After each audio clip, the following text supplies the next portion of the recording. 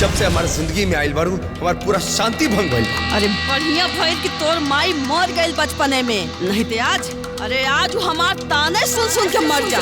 अरे जवन मनहूस जन्म लेते अपने माई के खा गई, अब बियाह होते अपने पति के खा गई, तो के ई घर छोड़ के जाए के पड़ी। कबोई हंसाई तोके, कबोई रोवाई, कबो राखी साथ, कबो कदी अकेला। बधाई हो, आप दादी बनने वाली हैं। ये अभिषेक के बच्चा ना हो। तोहर सुनैना के साथे खेल खेलल के नतीजा आइल बा। ओम सूर्य नमः आदित्य नमः भास्कराय नमः सूर्य नमः सूर्य नमः सूर्य नमः सूर्य नमः भास्कराय नमः आदित्य नमः ओम सूर्य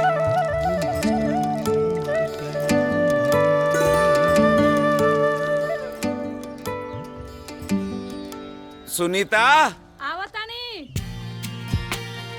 का भल जी? पापा आज संडे है, कहीं घुमावे लेके चला ना। हाँ चला तनी। चश्मा कहाँ बा हमार? चश्मा? हाँ चश्मा कहाँ बा? हाय मुड़िया पका है। अच्छा घूमे के जाए के बा? हाँ जल्दी से तैयार हो जा, चल। ठीक बा।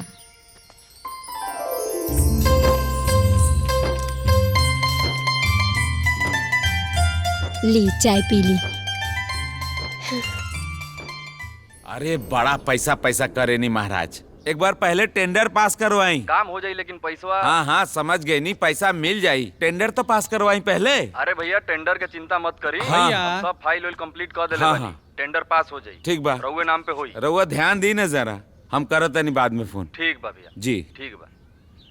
पुल के ऑर्डर आइल बा पंजाब से। आ वहाँ के पूरा माल एगो व्यापारी लेवे के तैयार बा, आ पैसो अच्छा खासा देता। तू खाली कह दे तो आधा पैसा एडवांस में मंगा लेती। तो ठीक बा, समझ लो ना ओकरा के का करे के बा।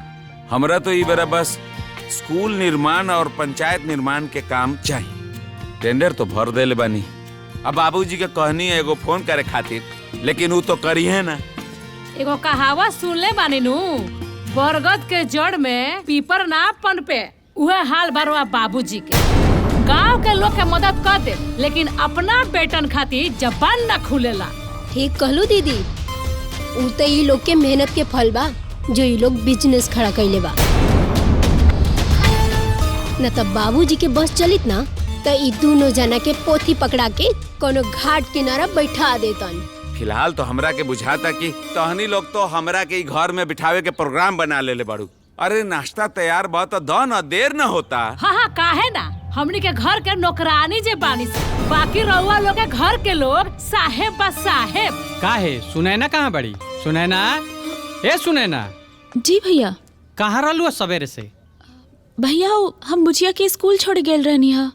अरे सवेरे सवेरे घर में कितना काम रहेला, ए लोग के हाथ बटा दे तू तो का खिया जी। तू जा नाश्ता लगाओ। जी भैया हम नाश्ता लगा देता नहीं। जा जल्दी लगा के लियाओ। प्रणाम शास्त्री। प्रणाम प्रणाम। का हाल चाल बा? बढ़िया बा। आपके दर्शन मतलब भगवान के दर्शन हो गए। कहबा कि थोड़ा हमरा लड़का के मुंडन बा त दिन तिथि देख के बता देती। अरे भुवनेश्वर, एगो कहावत सुनले बड़ा ना, सेठी के चंदन खिसत रहा नंदन। घर के बगले में पंडित जी बाड़े तो रोजे एक सवाल। अरे हम तोके बता तो देनी है, बैसाख महीना के पहला इतवार शुभ मुहूर्त बा। शास्त्री जी तनी भैया लोग को कह के हमार छोटका भाई के काम पे लगवा देती। बहुत बहुत मेहरबानी हो।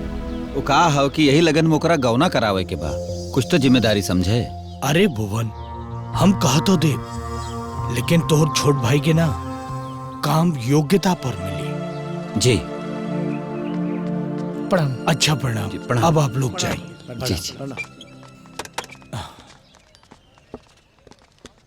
का हरिराम जी इतना देर? अब हमके फिर नहाय के पड़ी। काहे चिंता करतानी शास्त्री जी, हम बानी ना। ओकर जरूरत ना पड़ी। का है ना शास्त्री जी, एक गो जान और दुनिया भर के काम। अब भोरी भोरी ना हम उ नंदपुरा गांव चल गए तो आवे में थोड़ा सुना, बाल मत काटा, सिर्फ चंपी कर। चंपी कर दे। अच्छा ठीक बा।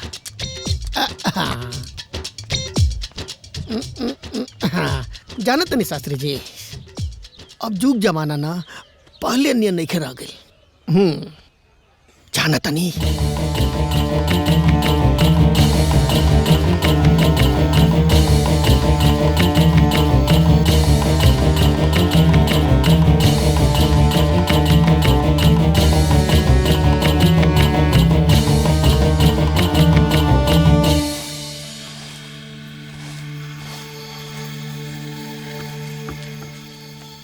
केहू बा? केहू बा?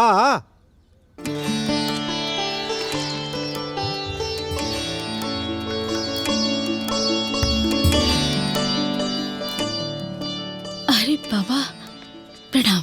जिया जिया, तू बड़ी भागशाली बाड़ू बेटी। तोहरा भाग में दुनिया के सब सुख बा। बस तनिया बाबा के ख्याल करके कुछ दान देता। दान करबू तो धन मिली। हम लावता नहीं बाबा, रुकी।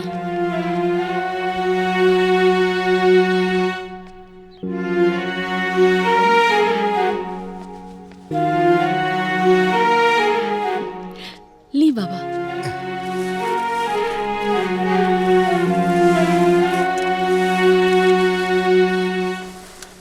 बेटी ये सब तो ठीक बा, कुछ रुपया पैसा दे दे तू, कहे कि हम तीरथ करे जा रहल बानी। बाबा जे मिल गईल ओही में संतोष करे के पड़ी, काहे कि घर में केहू नहीं खे और हमरा लगे रुपया पैसा नहीं खे। हमके माफ करी। बेटी बेटी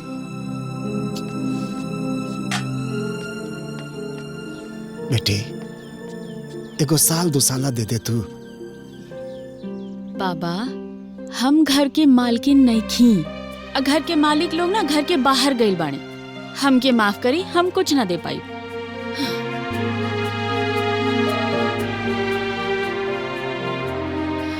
केहू बा? अब तो ये बाबा की बाबा हम कहनी ना घर में केहू नहीं खे।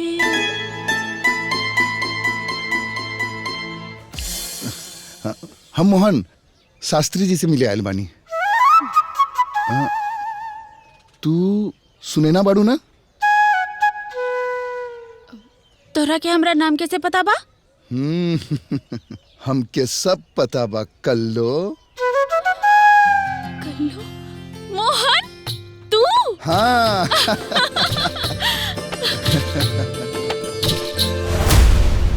मोहन गुड़ लगता नहीं। खुश रहा खुश रहा।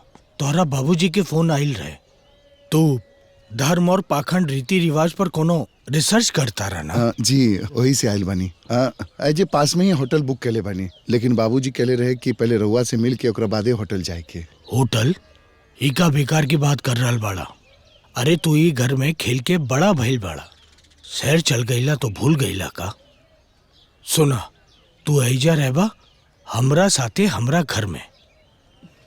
हम मास्टर से बात कर लेब। हाँ सुना, इनके ऊपर के कमरा में रहे के व्यवस्था करता। तू हाथ मुंह धो के आराम कर ले बेटा। ठीक बा। जी बाबूजी। बाबूजी के व्यवहार वैसने के वैसने बा, कुछो न बदलल। चलो अंदर चलो।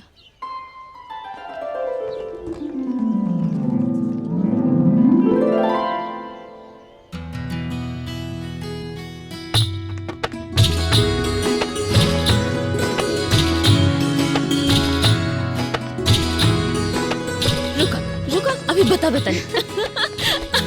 अरे चिंकी की बच्ची। ये ले, ये ला।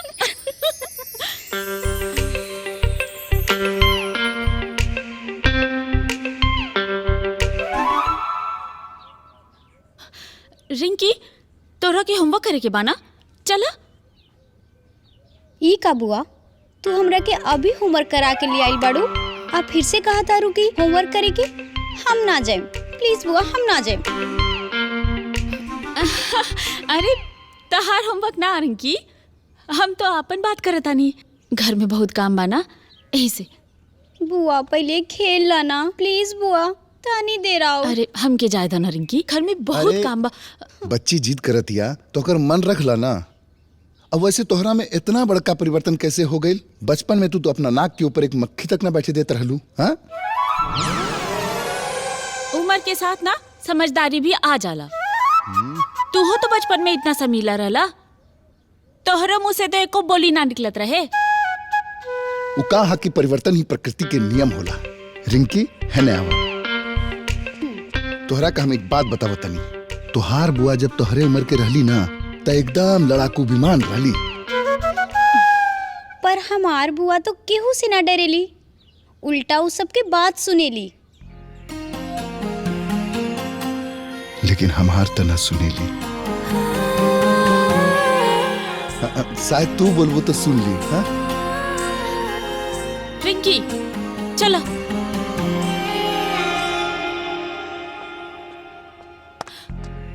सुने ना,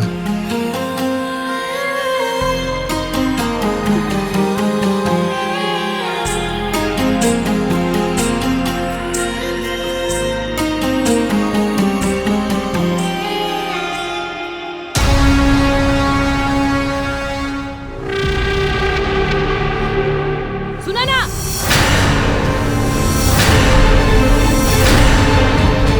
रिंकी है ना,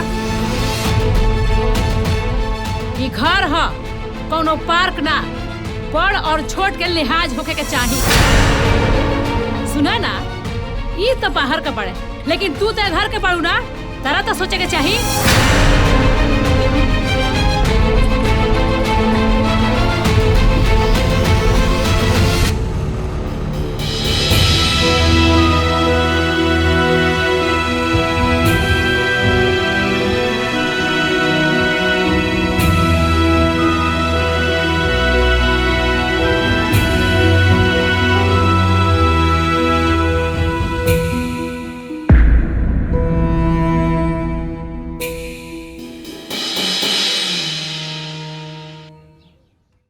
यहाँ तक आई क्या?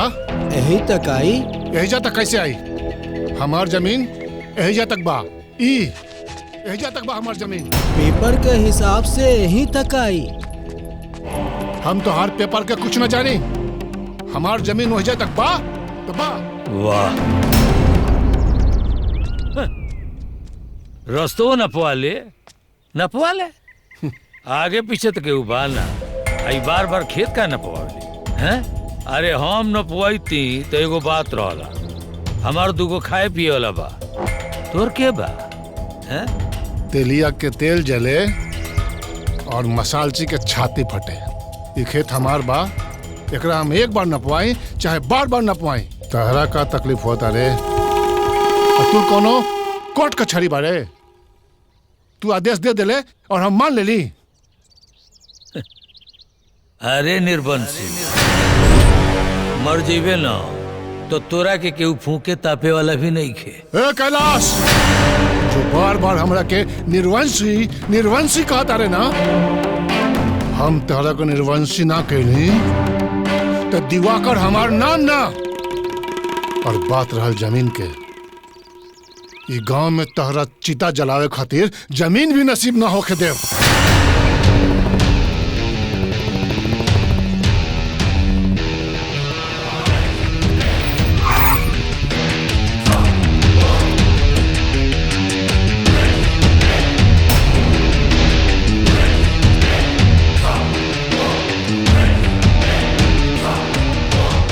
का बाबूजी, रोवा के हम कितना समझे नहीं कि हमनी के पास जितना बा बहुत बा, फिर काहे खातिर सब लड़ाई झगड़ा।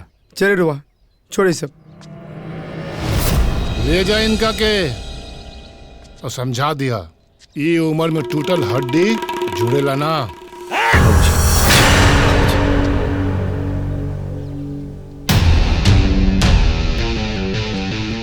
हड्डी की उम्र तो तहर हो गई बच्चा, ई बात के ख्याल रखा। चल तनी।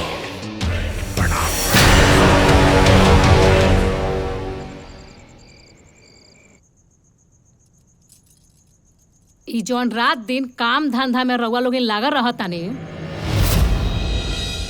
आ घर में ना तो देख ले लोगिन ये घर के इज्जत एक दिन नीलाम होई जरूर। घुमा फिरा के बात करे के जरूरत नहीं है, जो कहे के बा साफ साफ बोला ना। बात ई बा, मान ली बाबूजी के कोनो चिंता नहीं है, लेकिन रउआ लोगन के तो चिंता होके के चाही नु कि घर में एगो जवान बहिन बिया, ऊपर से बाबूजी न जाने कौना राह चलता के लेकर घर में रख देले बानी। उ लइका जब से घर में आइल बा खाली सुनैना के आगे पीछे घुमाता। अरे तहनी लोग का कहतारू, हमरा के कुछ समझ में नहीं आवत। अरे भैया ई लोग मोहन के बात करता। अरे वो बाबूजी के दोस्त नहीं खन मास्टर साहब, उनकरे लइका हो। वो का करे खातिर आइल बा हिजा? भैया हमरा नहीं मालूम। वो बाबूजी मास्टर साहब से फोन पर बात करते हैं तो हम सुननी है। अब देख हम बात करतनी का और रउआ लोगन का बतियावतनी। अरे उहर लइकवा से अपना बहन के बियाह करब लोगन का। ए जबान संभाल के जरा बात कइल कर। हाँ हाँ हम संभाल ले, बाकी रउआ घर के इज्जत संभाल। हाँ और अपना बहन के एक घर से इज्जत से विदा कर। अरे उनका उम्र के लड़की आज दूधू लड़का का माई पड़ गई पड़ी।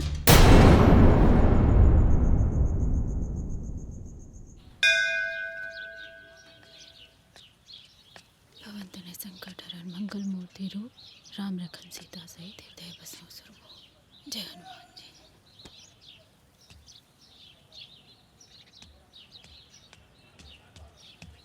सुने ना? हाँ? एक मिनट, हमरा तोहरा से कुछ बात करे के बा।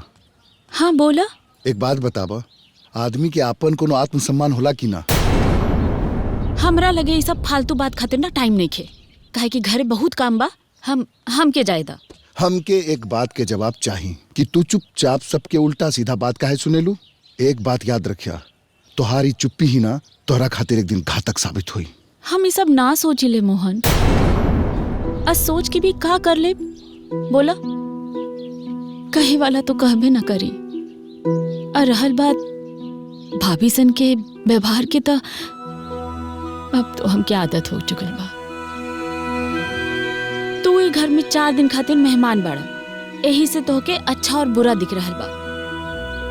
हम तो कहा कि हमार सम्मान के चक्कर में कहीं तू आपन सम्मान न खोदा। ध्यान रखिए।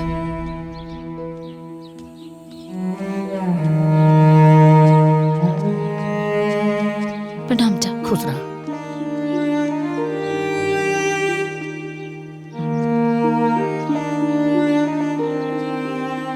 मोहन, तुम्हारी हमदर्दी ना कहीं ओकर जीवन के दर्द ना बन जाए। हम सुनैना के बचपने से देखता होता नहीं, ऐसन जिंदगी जिए के खातिर ना पहाड़ नियन करेजा के जरूरत पड़ेला।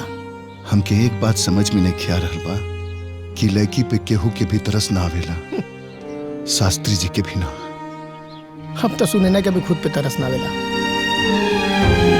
बस एक उम्मीद बा, ब्याह के अच्छा घर पर मिल जाए तब बेचारी की जिंदगी सफल हो जाए।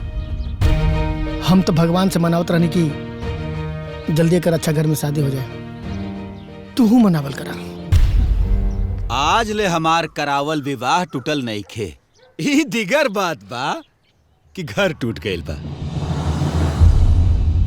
लड़की में कोनो कमी नहीं खे, और दिखला सुनला के बाद अगर कोनो कमी रही तो ओका ठीक कल जा सकता, लेकिन ई विवाह होखे दी।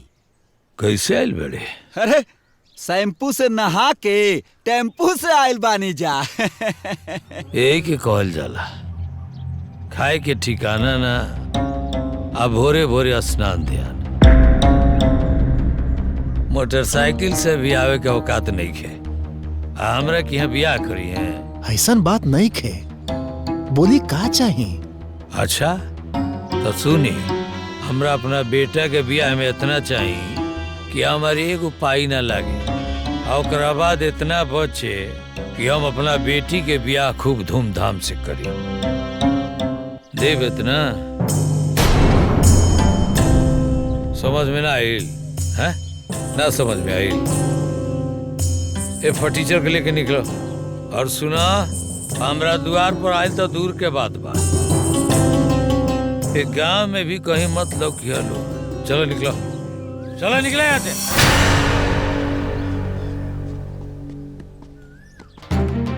ए कैलाश बाबू, शादी विवाह बड़ा संजोग से होला, आदमी के विनम्र होके के चाहिए। अरे रहुओ तो एगो बेटी बिया। बेटी बिया त का सोना नियर लइका के कोयला के दाम में दे दिहल जाओ। अरे ओकरा के ना कोनो पारखी ही परख सकेला, तो हम लोगन नियर भिखारी ना। जा लोग यहाँ से, आइला है बियाह कर।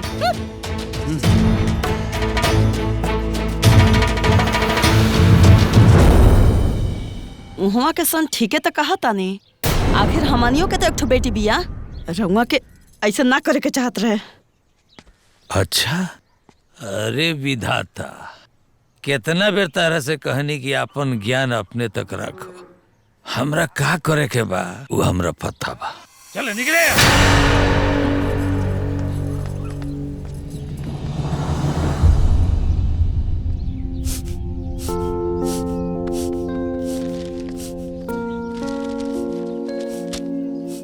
बाबूजी, काहे ना हमने भी सुनैना के बियाह के विज्ञापन अखबार में दे दीजा, काहे कि जान पहचान में रिश्तेदारी होखला से जांच पड़ताल भी बढ़ रहल बा और डिमांडो बढ़ रहल बा। ठीक कहता रहा भैया।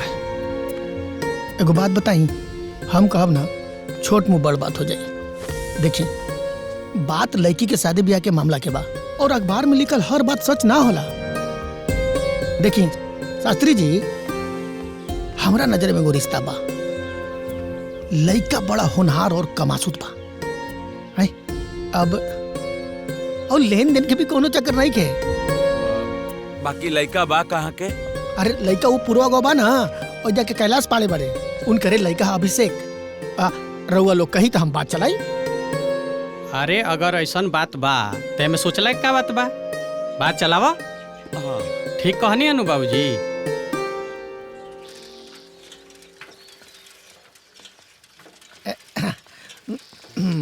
का हो सवेरे सवेरे सवारी कोना और निकलल बा? अरे अरे गो हमर जजमान बान, उनकरे काम खातिर जातनी पूर्वा। अच्छा। अरे गो बियाह बियाह केकर बियाह करावे जाता रहा? बियाह करावे नहीं की जात, बियाह के बात करे जाता नहीं। तुम मत जाना, जनबत तो बड़ा दुख हुई। अच्छा, समझ गई नहीं। जब इतना समझ गई ला तई काहे नहीं का समझ जात कि वो परिवार तोरा के कबू न अपनी हसन। एगो बात बताई बाबू, जौन मंजिल के रास्ता पता ना होके वो रास्ता पर ना चले के चाहिए। और इस सब बात जानते हुए भी हम अगर वो रिश्ता करवावत नहीं तो ए में तोहार कुसुरवार हम हई, बुझल ना? ऐसन बात ना बाहरी राम, अरे हमारा औकात ही तो हमके रोक ले बा, न तो कब्बे हम शास्त्री जी से सुनैना के हाथ मांग ले रहती। रहल हमार और सुनैना के सच्चा प्यार के बात, तो सच्चा प्यार के मतलब तो त्याग होला। हमार त्याग से अगर सुनैना की जिंदगी खुशियां से भर जाए तो इससे बड़ बात का हुई? ठीक बा।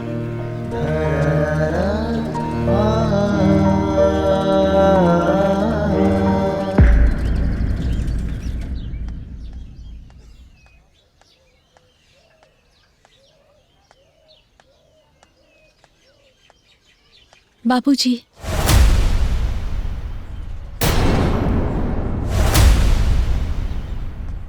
बाबूजी, हमरा से ऐसा कौन गलती हो गई कि रउआ हमार चेहरा तक नहीं के देखत बानी। बचपन से लेकर आज तक राउर बेरुखी के आशीर्वाद समझकर सह लेनी।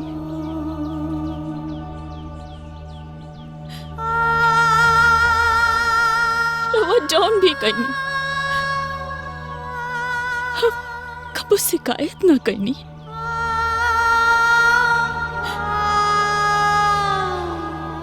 हमरा जन्म के समय माई मर गईली, में हमार का अपराध रहे बाबूजी? रहुआ हमके दोषी बना देनी। हम कबो कुछ ना कहनी बाबूजी।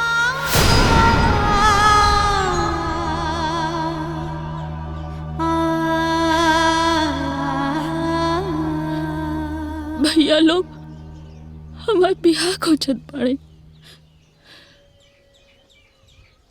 अभी घर में हम कुछ ही दिन के मेहमान बनी ना बाबूजी। एक विनती करे तनी बाबूजी रहुआ से, बस एक बेर हमरा से प्यार से बात कर ली बाबूजी। हम वही प्यार के सहारे अपन पूरा जिंदगी काट ले। बस एक बेर बाबूजी। बाबूजी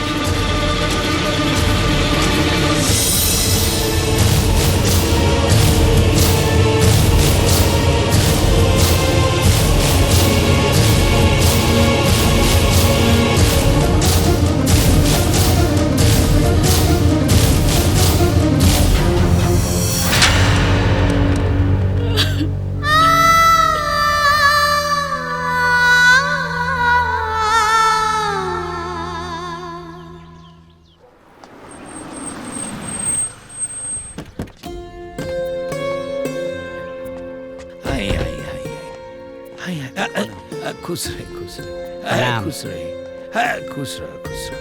आई आई बैठे बैठे बैठे बैठे हाँ हाँ जी प्रणाम। यहाँ कहीं कैलाश बाबू लड़का के बाबूजी। जी प्रणाम। और कैलाश बाबू यहाँ के हैं सुनैना के दोनों भाई। अच्छा अच्छा अच्छा। और रउआ लोग तो लड़का के फोटो देखे ले बनी जा,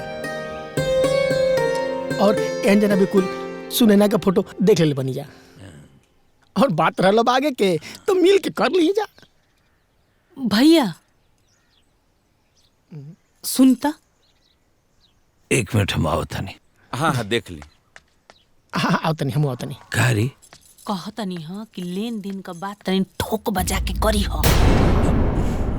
अरे हमरा त लागता कि उ लड़कीए में खोट बा, यही से इतना इतना बड़ घर का रिश्ता आयल हमनी के, नहीं तो हमनी के का औकात। अरे का फालतू बात करो तेरी बही। अरे हमरो तो भाग हो सकेला, तबे तो इतना बड़ घर से रिश्ता आयल बा हैं। हाँ ठीक कहता नहीं कैलाश बाबू कि अभिषेक के भाग बा सब, और हम सुनैना बेटिया के बचपन से देखता होता नहीं। और रहल बात लेन देन के तो वो लोग बात करी ना, दिक्कत कब है एकरा में। अरे राम, मैंने समंदर में से एक लोटा पानी निकाले के कहता रहो। अरे हमरा बिना मांगले उले इतना दे दी है ना। आई आई आई चल बात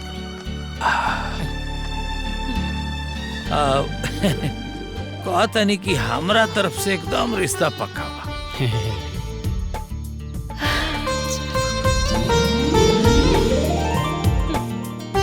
अब बस रउआ लोगन कोनो दिन रोप ले। जब सब बात विचार जमिए गई तो दिन धरेला में कौन दिक्कत बा।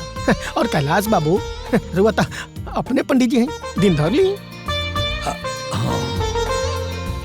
हमरा कहला से ना लगन के पहला तारीख बहुत बढ़िया रही। का कहता नहीं रुआ लोग। हमरा के कोनो दिक्कत नहीं है। हमरो कोनो तकलीफ नहीं है। हाँ तो अरे ले जाओ। अल्लाह रवली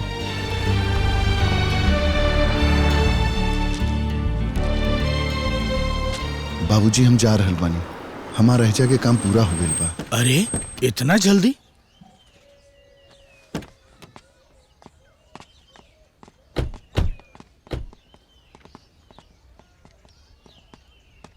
बाबूजी सुनैना के ब्याह तय हो गइल बा, और आवे वाला लगन के पहला तिथि के दिन भी धरा गइल बा। आइली मुंह मीठा करी।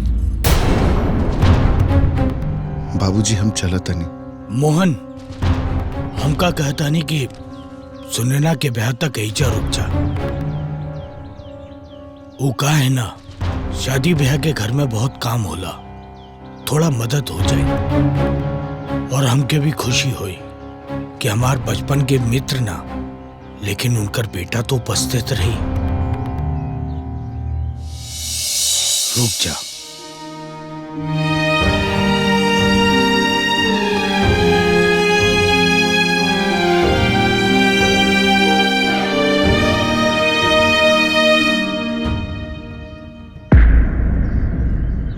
यही के कहल जाला भाग। घर बैठल बैठल इतना बड़ घर का रिश्ता आइल बा कि कैलाश भैया के तो भावे बढ़ गइल बा।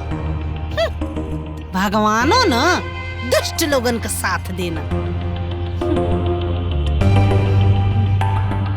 ई कैलाशवा हमरा को निर्वंशी कहले बानू। अब हम ई कैलाशवा के वंश के बढ़े न देव, कौनो हालत में न बढ़े देव। बढ़े ना देव ला, हमनी से का मतलब? छोड़ा जाए दा, ला मिठाई खा।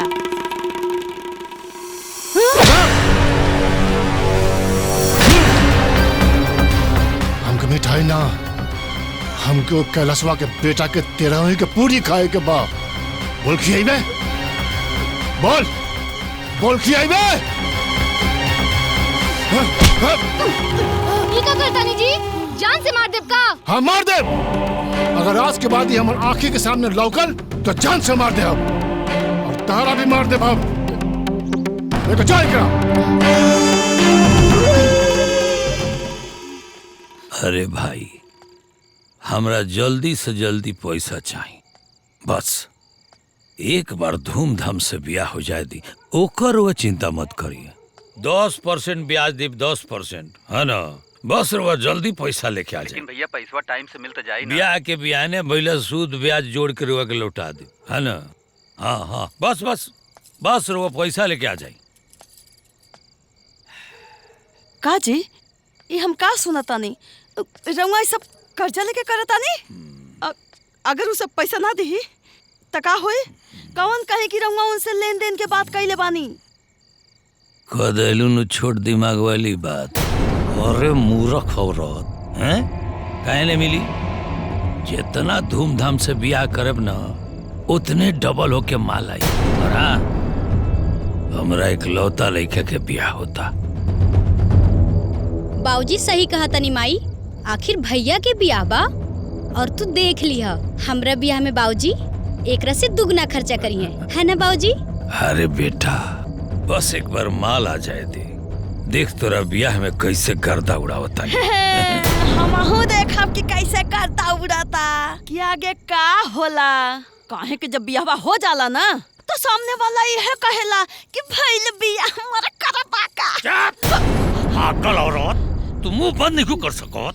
काहे ना दान दहेज मिली, हैं? अरे एक लौती बहन बियाह कर, तारा इसे 17 को नहीं खे। बात कर तारी। हमहू देखतानी। भैया ना करते करते बियाह के बजट 15 लाख से ऊपर जा रहल बा। हम रउआ लोगन से एगो बात कही, बजट के रखी लो किनारा, आ शादी करी एकदम सादा। जितने ताम झाम करेम नु, दहेज के उम्मीद सामने वाला का उतने बढ़त जाए। वो तो बात ठीक बा भाभी, लेकिन दुआर पर बारात आई, ओकर व्यवस्था करे के पड़ी नु, तो ऊ खर्चा के का होई? अरे तो एक काम करना, काल कैलाश जी से फोन करके पूछ ले कि बारात में कितना लोग आवता। ठीक बा भैया। ओकर कोनो जरूरत नहीं है, पूछ के पूछ बढ़ेला। रउआ अपन व्यवस्था करी, बाकी सब लोग वही में एडजस्ट करी। रजनी ठीक कहतिया, ऐसे ही करी लोगी। बस कैसे भी करके ही बियाह निपट जा, आई महारानी चल जा अपना ससुरा, आ आदमी गंगा नहा। इहो ठीक बा।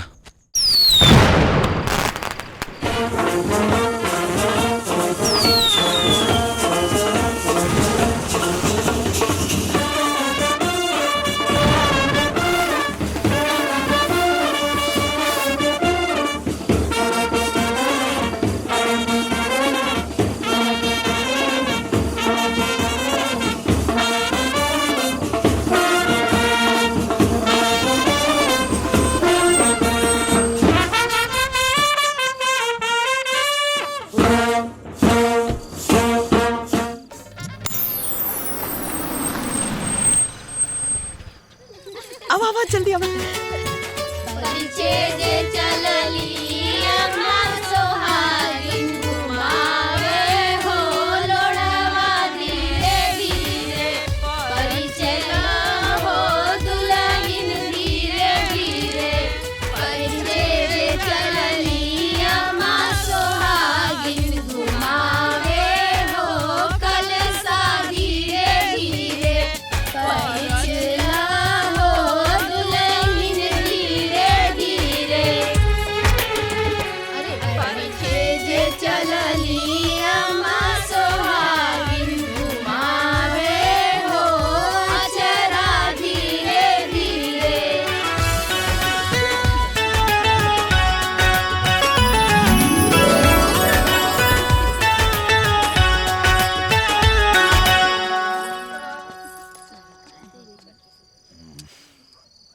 ए भैया नेगवा का मिलल ह देख कटहर मिलल बा। अरे बहिनी ठोक देला सा हमरा के। एगो चम्मच नहीं खस देले एगो चम्मच। अरे ये कौन बात भइल? कम से कम अपन इज्जत रखे के चाही, दान दहेज देवे के चाही। अरे ए बुआ ऊ कहावत ना सुन ले बाड़ू, नाम बड़े और दर्शन छोटे, उहे हाल बा इनके। हम तो पहले ही कहले रानी, आज ले घर में हमार केहू सुन ले बा। ज्ञान मत बांटो तो तू ही काहे ना बतिया ले। हाँ हम बतिया ले होइत न तो पहले ये घर में दहेज आवत, दुल्हन तब बाद में आवत। अरे एकर कुल भाई लालची और धोखेबाज निकल गए, ते हमें का कइल जाओ? ऐसन करी लगाई पहले फोन ओन निकता, पहले नीमन नीमन गोरिया ले, ओकरे बाद जाके पानी पियब।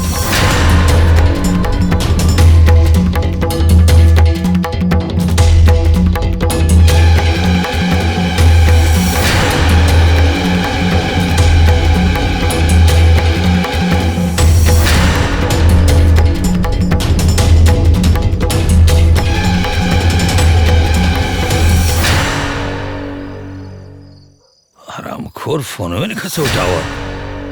अरे हमरा तो लागत है कि लड़किए में कोनो खोट बा।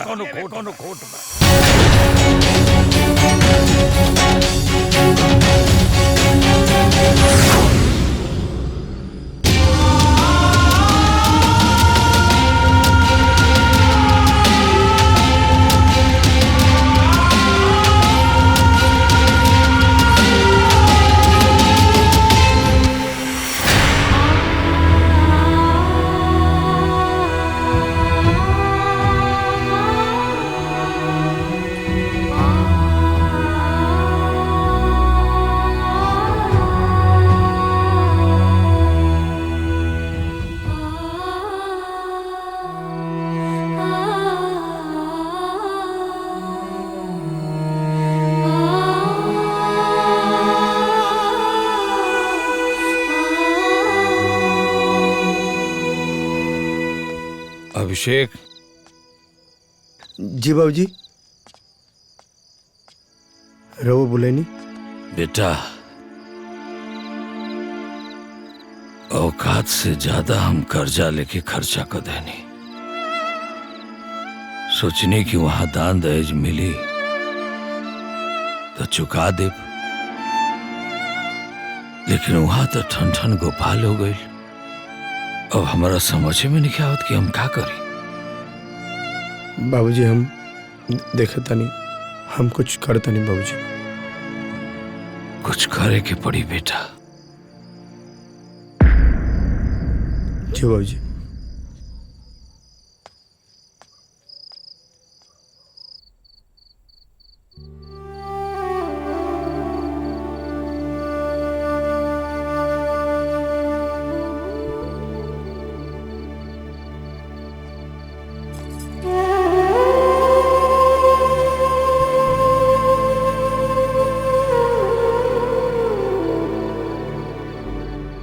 तार घर वाला लोग अच्छा ना कहला।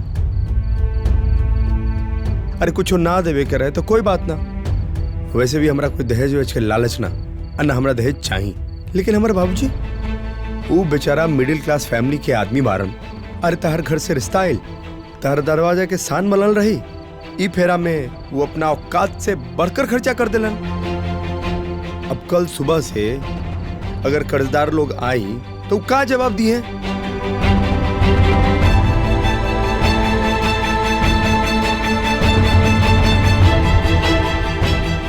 अरे बोलत काहे नहीं खू? हमरा तो लगा था कि तहरो में मिले भगत।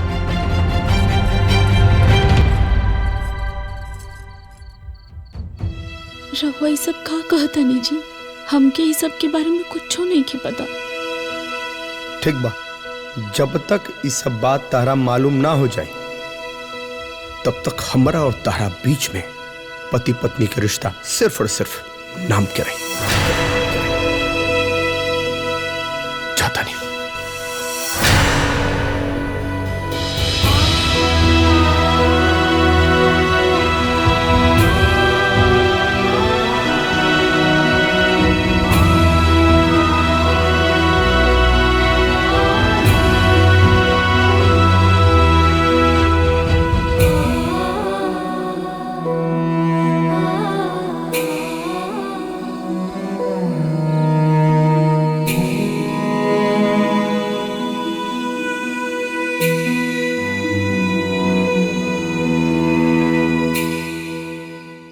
चाहे कुछ हो जाए, इनके तो घर में ना रहे दे हम।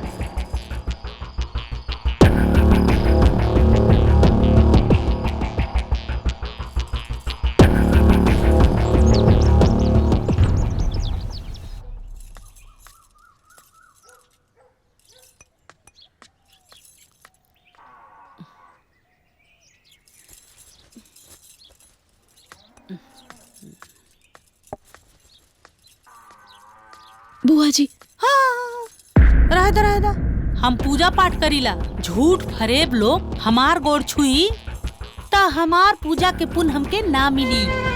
हम रहुआ से का झूठ बोले रहनी बुआ जी? तू ना बोललू, लेकिन तोहार घर वाला तो बोलला ना।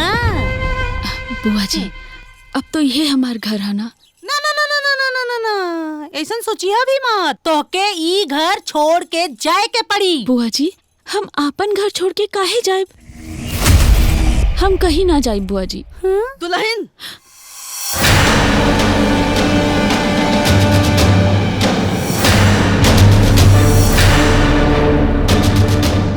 तो ये तनी हिम्मत, कुछ लेना ना देना, अब फाड़ते हैं पसीना। तोर इतना हिम्मत बढ़ गई कि ते हमरे नाना से जबान दराज करबे। तोरी जबान ना ऐसे खींचब, खींच के चूल्हे में झोंक दे।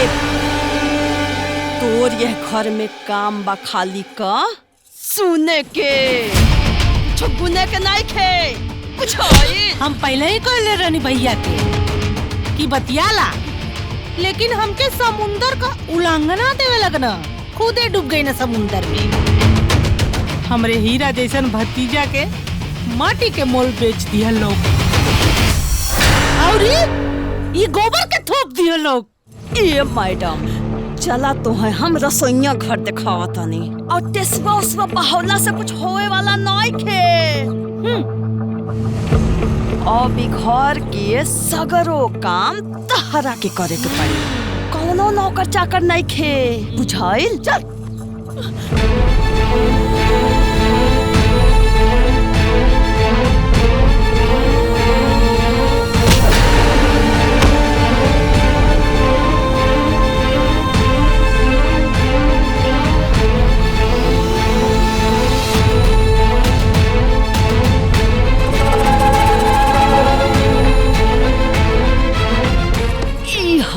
चूल्हा, आज से चूल्हा चौकी, और ये घर से लेके बाहर तक सारा काम तो के करे के बा, बुझाइल? शुरू कर।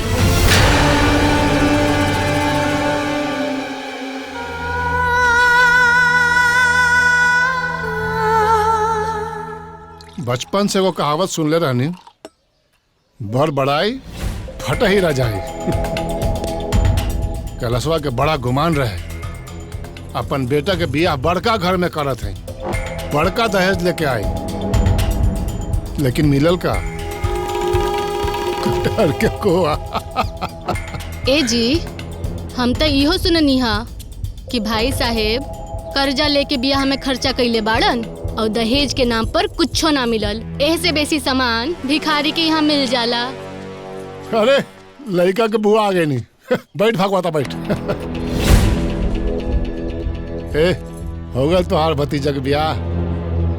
सुनली है दहेज में बहुत सामान मिलल है, इतना मिलल है कि गांव छोट पड़ गया था सामान रखे खातिर। अरे छोड़ छोड़, ये बताओ तहरा के का मिलल है? अरे बक दिमाग खराब मत करो लोग। तू का दी हंसा हमरा के, हम लेब तब ना।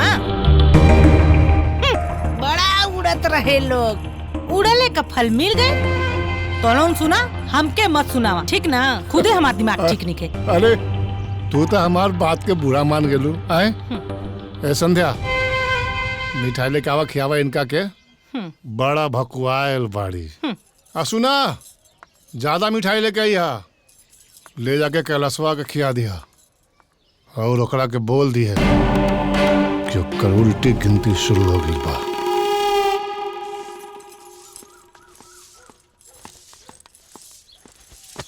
ए माई, माई, रानू, अरे तने एक गिलास पानी तो दा। पानी।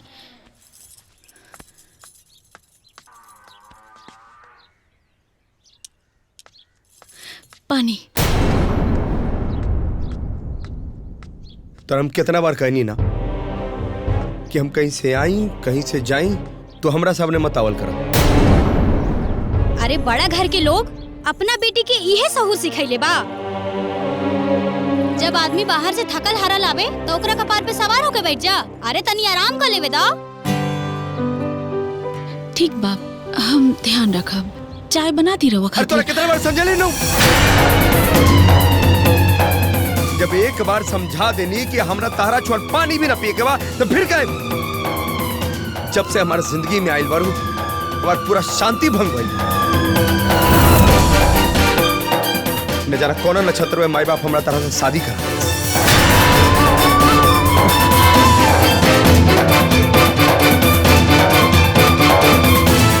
अरे एक बार नौवा हमरा से भेटा जाओ बस, ओकर तो हम ऐसन गति बनाइब नु कि वो जिंदगी भर याद करी। का कहत रहल? तहरा लड़का के ऐसन जगह बियाह करवा देत है कि ओकर जिंदगी बन जाता है। तो बनल बा जिंदगी। अरे बढ़िया भइल कि तोर माई मर गइल बचपने में, नहीं तो आज, अरे आज वो हमार ताने सुन सुन के मर जा। अम्मा जी, हम राहुल हाथ जोड़ो तनी, हमार माई के बारे में कुछ ना कर। जे कहे के बा हम की कही, वो बेचारी तो हमरा मुंह नहीं के देखली।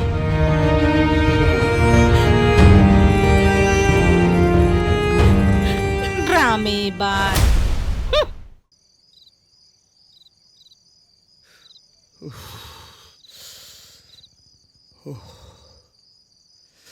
रानू, ए रानू, माई, ए माई, अरे कोई कंबल दाना।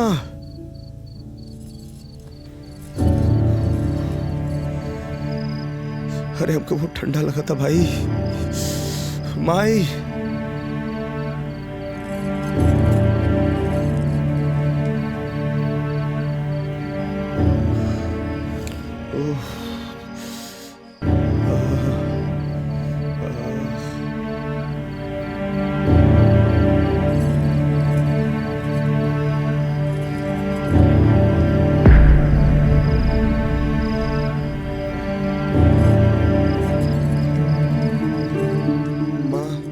का भइल जी? बाप रे, ए जी उठी उठी।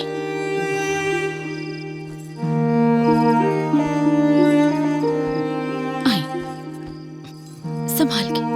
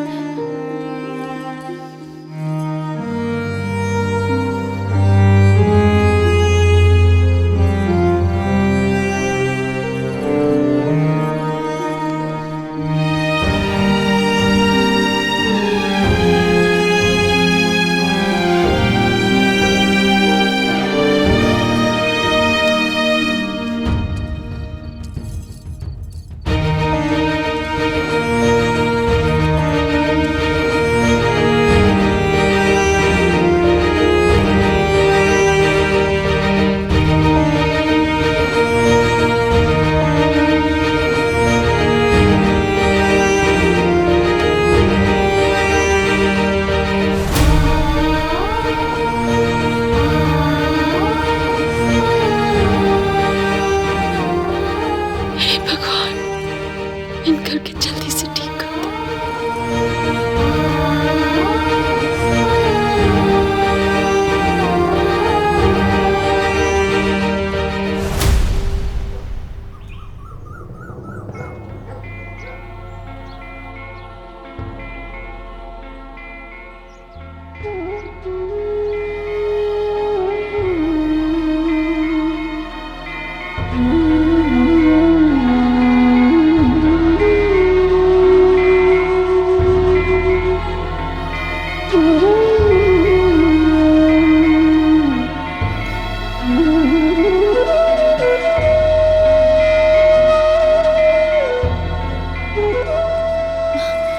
अरे अब कैसे बने रहुआ?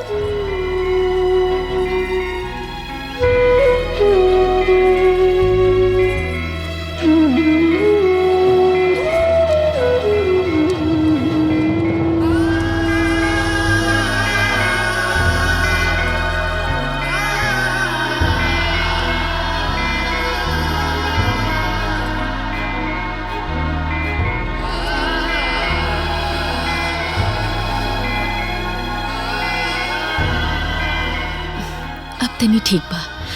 अब रवा आराम करी, हम रवा खातिर चाय और बिस्किट लेकर आवा तनी। दवाई खाए के बाना।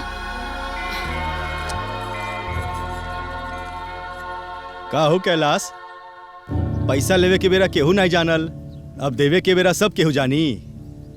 और तू कान में तेल लगा के बैठल बाड़ा, ऐसे चली त कैसे चली बतावा। अब हम का बताए भाई, हम तो केहू से कहबो ना कोई नहीं, रउए नु घूम घूम के लोग से कह देनी। अरे तू ही नु कहले रहला कि बियाह के बिहाने भइले हम पैसा लौटा देब। आज 1 महीना बीत गईल। अरे असल त असल, तू तो सुधो नहीं खे देवे के बारे में सोचा। रउए चिंता मत करी, राउर पैसा मिल जाई। बस 2-4 दिन के मोहलत दे दी, रउए फिर आवे के ना पड़ी। 2-4 दिन मतलब केतना? 2-4 दिन हम तहरा के 1 सप्ताह के समय देता नहीं। 1 सप्ताह के बाद हमार पैसा मिल जाए के चाहिए। अब तो हम जाता नहीं, 1 सप्ताह के बाद हम फिर आए। ना हम लेके आ जाए, रोज आ जाए, टाइम से हो जाए रो लगे, चिंता मत करिए। एगो बात कही बाबूजी, जौन गहना भौजी के देले बानी ओही के काहे ना बेच के कुल कर्जा उतार देता नी। अच्छा बिटिया, अब तोहरे बियाहे में अपन दांत गिन के दई है। अरे बार मुड़ौला से मुर्दा हल्लुक ना होखेला। तू तो अपन मुंह बंदे रखो, भैंस पोछ उठाई ना तो गोबर करी, और ते मुंह खोलबे तो विष करबे। और हाँ, एगो बात सुन लो, अब ये लड़की घर में ना रही, एकरा घर से जाए के पड़ी। तय में देर कौने बात के बाजी? आज की याद ओकरा घर से निकाली। हमारे लड़का बदल लड़की का कमी नहीं खे, तुरंत मिल जाए झटपट। पता बा हमरा, अब एकरा खातिर तो व्यवस्था नु करे के पड़ी। आखिर कौना मिट्टी के बनल भी आई लड़की। ई घर में न तो ओके कोई सम्मान मिला था, न प्यार मिला था, फिर भी उस सब के काम में लागल भी है। हम उसे कबो प्रेम से बात भी ना कहीं, और ना ओकरा तरफ कबो देखनी, फिर भी वो हमरा सेवा कैलस। ई लीजी, हाँ? पीली। का बा? ई चिरैता के काढ़ा है, एके पीला से राउर बुखार जड़ से खत्म हो जाए।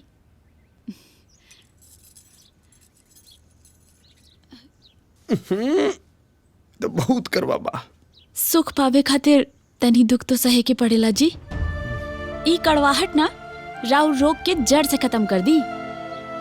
तनी हिम्मत करके पी ली।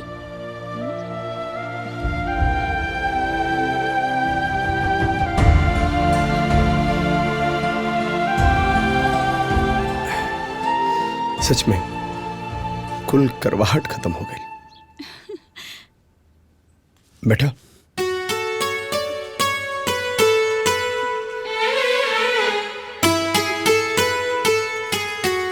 एक गिलास लाओ।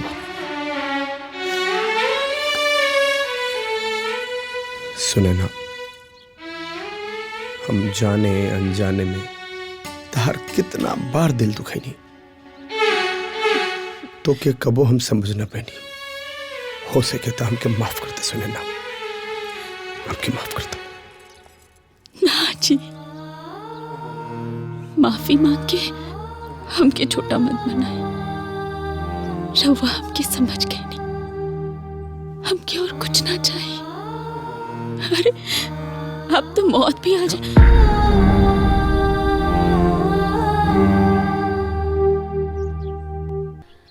सुने ना, ओ सुने ना, हमके लेट होता।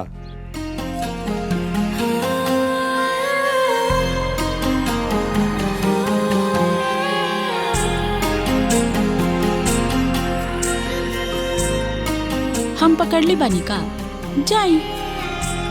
अच्छा जी।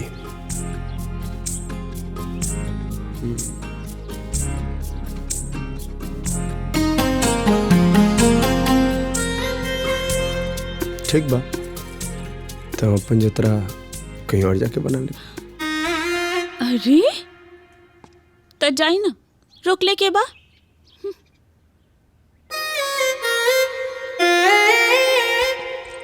चाहिए जिक्र इतना खूबसूरत मेहरारू के बाहर जाए थोड़ा इधर हुआ। अरे अम्मा जी, सुने ना,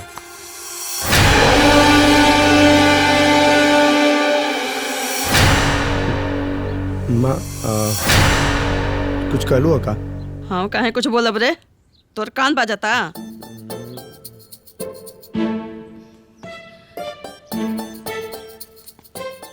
अच्छा था, ठीक बा, हम जाता नहीं।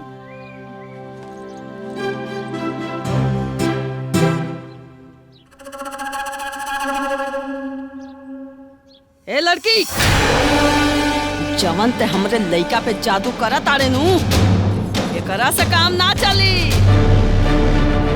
काम तब चली जब ते ये घर में धन लेके आइबे। ऐसन कर, अपने बाप के फोन कर, काहे कि तोर दोनों भाई मेहर मौगा हो गइल बाड़े। मौगा। अम्मा जी, हम चाहे बाबूजी से बात करी चाहे भाई से, केहू के कुछ फर्क ना पड़े वाला बा। हम अगर मर भी जाए ना, तब कोनो पैसा ना मिले।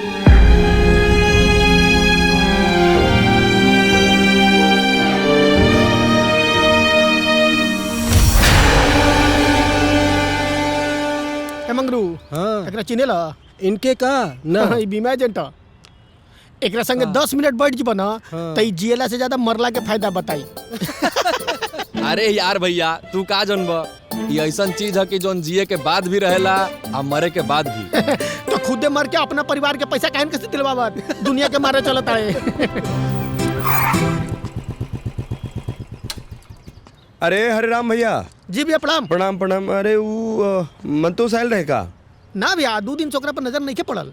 अरे सुबह से खोजा तनी ओकरा के। अरे भैया प्रणाम। प्रणाम प्रणाम। हाँ, अरे बियाह कहलो नहीं, मिठाइयों ना किया नहीं। अच्छा, अरे वो का कहीं हरबरी में हो गई? तुम मिठाई एजगी खैबा कि घर जाके खैबा कि वो दुकान में हम बोल दी?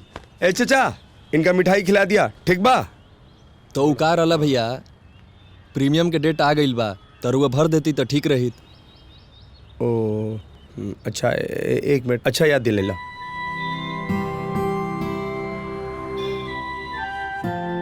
चल गई था। एक बात और ही रहला कि नॉमिनी में रुआ नाम के ऊपर डलले नहीं की दे देती तो हम कागजी कार्रवाई पूरा कर देती। अच्छा अच्छा, रुका एक मिनट। हम एगो आईडी भेजा तनी तारा नंबर में। ई 96 वाला नंबर तारे नु? हाँ जी जी जी। देखा तारा मोबाइल पर एगो आईडी भेज दिया जी, वो डाल दिया। ठीक बा ठीक बा। ठीक बा, प्रणाम। ठीक है, प्रणाम। ठीक बा हरे राम भाई, जाता नहीं वाई तो बता दिया। जी जी बिल्कुल।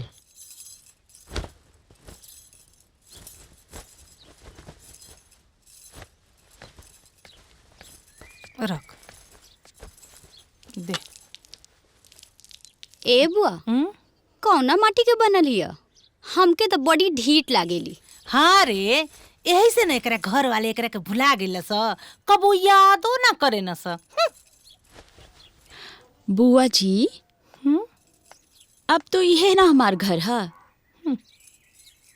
काहे ना अपने कपारे के विपत हमारे घरे हमरे कपारे जवन भेज देले हमें, उहो फ्री में। और जाना तारू, हमारे दुआरे लाइन लगल रहे हमरे लड़का के बड़ से बड़ घरे के। लेकिन वह कहावत कहल बना कि जब किस्मत में लिखल रहे शकरकंद तो कहवा से खाई कलाकंद।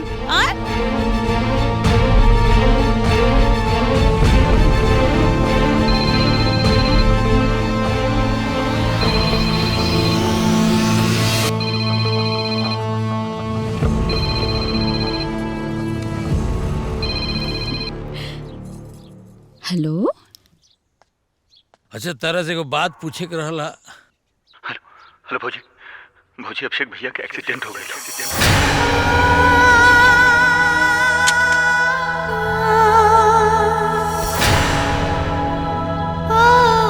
का भाई?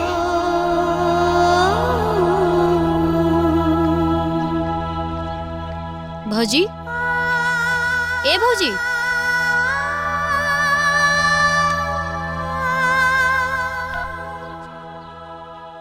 हेलो हेलो हेलो, अभिषेक भैया के एक्सीडेंट में मौत हो गई।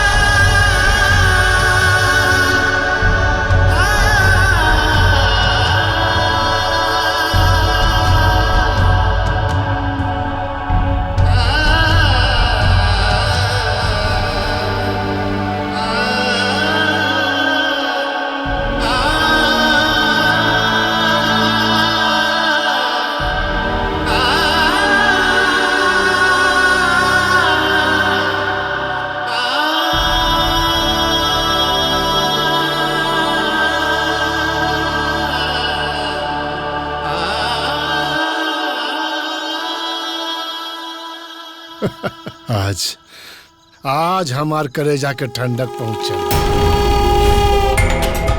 बड़ा घमंड रहे ना ओकरा अपना वंश के। अब देखो थई उ कैलाशवा उ जगह जमीन के का करता। अरे हम तो बे औलाद रहनी बे औलाद, लेकिन उ बे औलाद हो गई। अरे कैसे निर्दयी बानी जी रउआ, केहू के जवान बेटा चल गई और रउआ की ई बात के खुशी होता। राउर इहे सोच के वजह से भगवान हमरा के बे औलाद रखलन। भाई साहब कुछ लेके ना जाइए तो का रउआ लेके जाइब। आज ही शरीर साथ देत बा तब बे ताओ बा, काल ही शरीर साथ छोड़ दी और हम भी ना रहनी तो कोई एक गिलास पानी ना दी। हमरा कोनो को जरूरत नहीं है। तहरा कितना तकलीफ हो रहा बा तो यही जा का करत बाड़ू। निकला है जैसे। काहे निकल जाई? ये घर भी हमार बा और वो घर भी हमार रहे। जवना घर के चिराग बुझ गई वो परिवार हमार रहे। राउर लालच ही वो परिवार के तोड़ के रख देलस। वो लड़का के हम अपना हाथ में खिलौले रहनी। जब हम शादी करके ये घर में पहला बार आयल रहनी तो वो लड़का के पहला बार हमरा गोद में देले रह ले लो। तारा के मातम मनावे के बा तो मनाओ। हम जाते हैं बाहर जश्न मनावे, जश्न।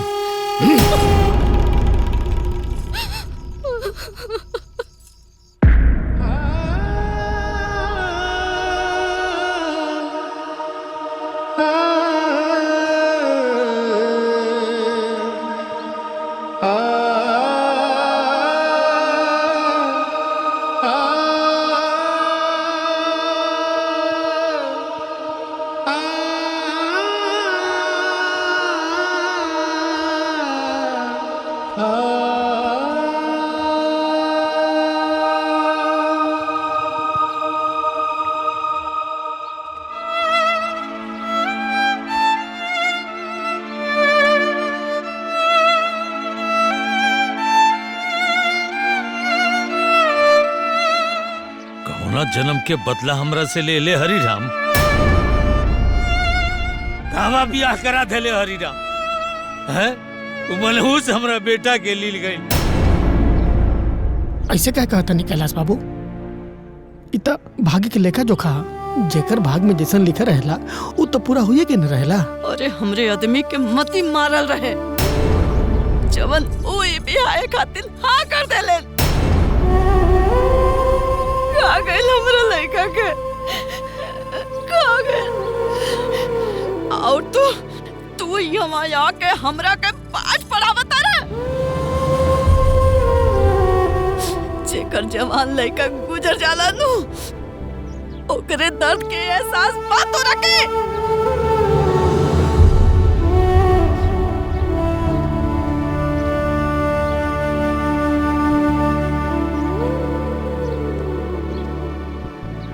तेही ने बियाह करौलिस तो जाके करे घर वालन से कहते कि वह क्या हमरा घर से मनहूस के ले जा सब।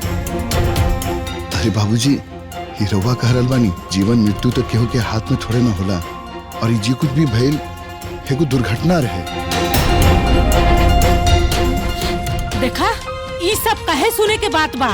अरे जवन मनहूस जन्म लेते अपने माई के खा गई आ बियाह होते अपने पति के खा गई ओके हमदर्दी न जतावल जला बाबू।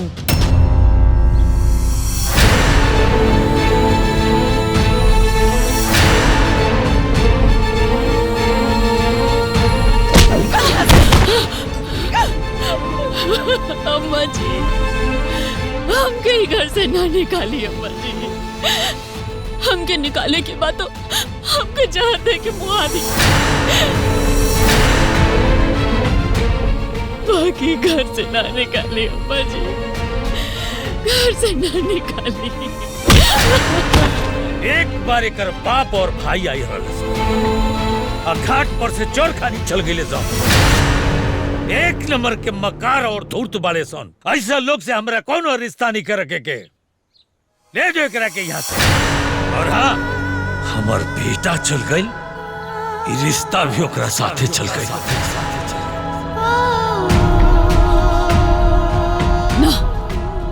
हम ही घर से कहीं ना जाए। अब यह हमारा घर है। सुनीना ना हम ही घर से कहीं ना जाए। ये हमारे पति के घर है। हम अग्नि के साक्षी मान के एक घर में रह के वचन लेकर आयल रहनी हो। घर में हमारे पति की याद बा। हम ही घर से कहीं ना जाए, कहीं ना जाए।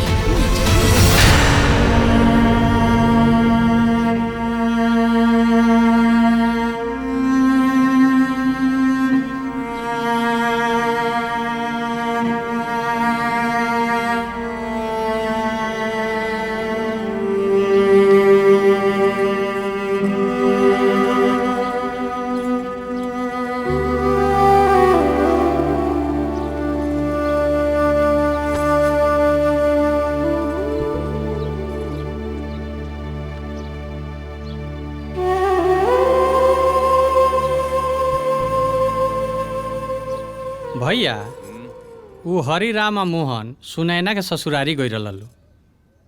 ओजी ओकर हालत ठीक नहीं है। वो कहत लो कि ओकरा के कुछ दिन एजी लियावे खातिर कि ओकर मन बदल जाओ। कौनो जरूरत नहीं है। अगर सुनैना के रउआ लोगिन घर लेके आए तो ओकरा ससुराल के लोग कभी वापिस लेके ना जाई। अरे बड़ा मुश्किल से तो बला टलल रहे। हमनी के ई बारे में एक बार बाबूजी से बात करे के चाही। अरे हम कह दनी नु, बस कौनो जरूरत नहीं है बाबूजी से बतियावला के। अरे जवान जहान विधवा घर में रही तो ई का ठीक लागी? रउआ बताई। बाबूजी, हमनी के रउआ से कुछ बात करे के रहे सुनैना के बारे में। का बात करे के बा? बहुत जवन कह दिया वो ठीक कह दिया। और वैसे भी लड़की पर आया धन होकेली।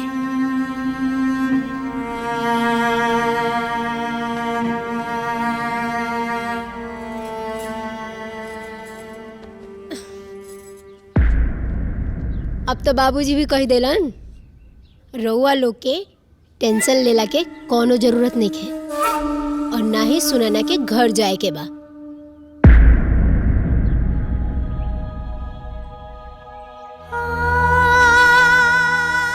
हमसे ऐसा कौन पाप हो गई भगवान, जेकर ही सजा मिला था हमके।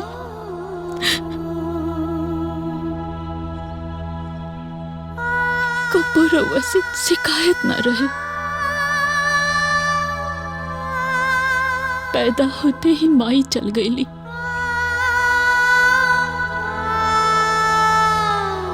अपना साथे कुल ममता प्यार दुलार सब ले गईली।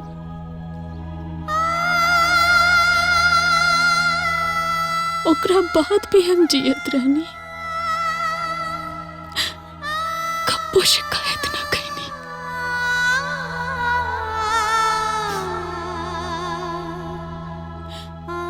घर वाला सब पराया समझ के जा भेज देले।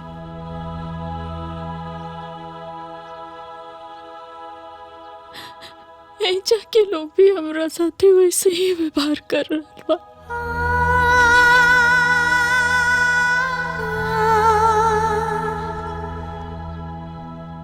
जब किस्मत के हमरा ऊपर तरस आइल तनी सन प्यार मिलल, जीवन साथी के रूप में। रवा से वो ना देखल गए। हम जी के का करो भगवान, जी के का करो बाबा।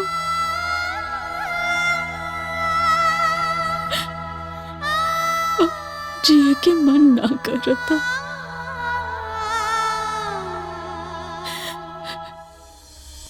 चाय। प्रणाम। इस शास्त्री जी भेजले बान कुछ।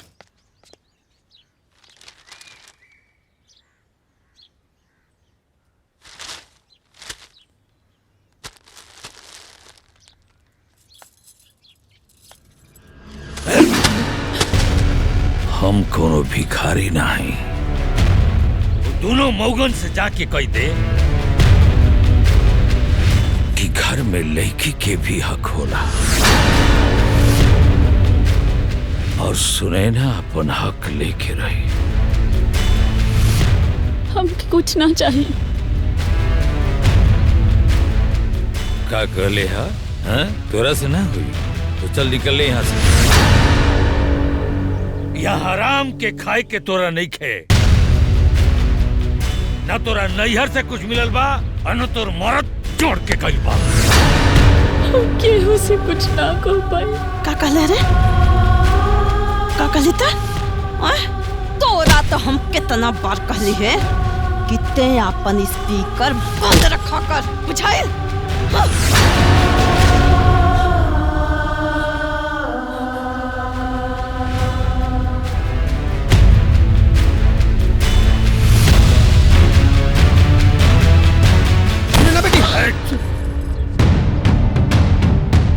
कैलाश बाबू सुनैना के डॉक्टर के पास लेके चली। एकरा काल मरे के बाद याजे मर जाओ। लेकिन हम एकरा के कहीं ना लेके जाए। भाभी ये लेन देन के बाद तो चलत रही, कम से कम इंसानियत के नाते सुनैना के हॉस्पिटल लेके चलिए। चलिए चलिए ना बेटी, उठो बेटी।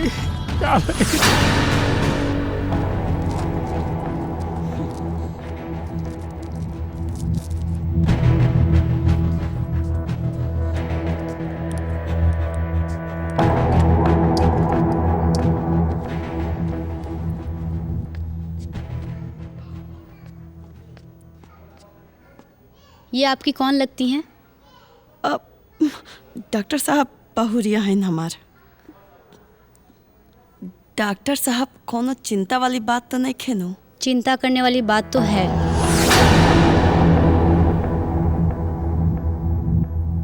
अब आपको इनका खास ख्याल रखना पड़ेगा। बधाई हो, आप दादी बनने वाली हैं।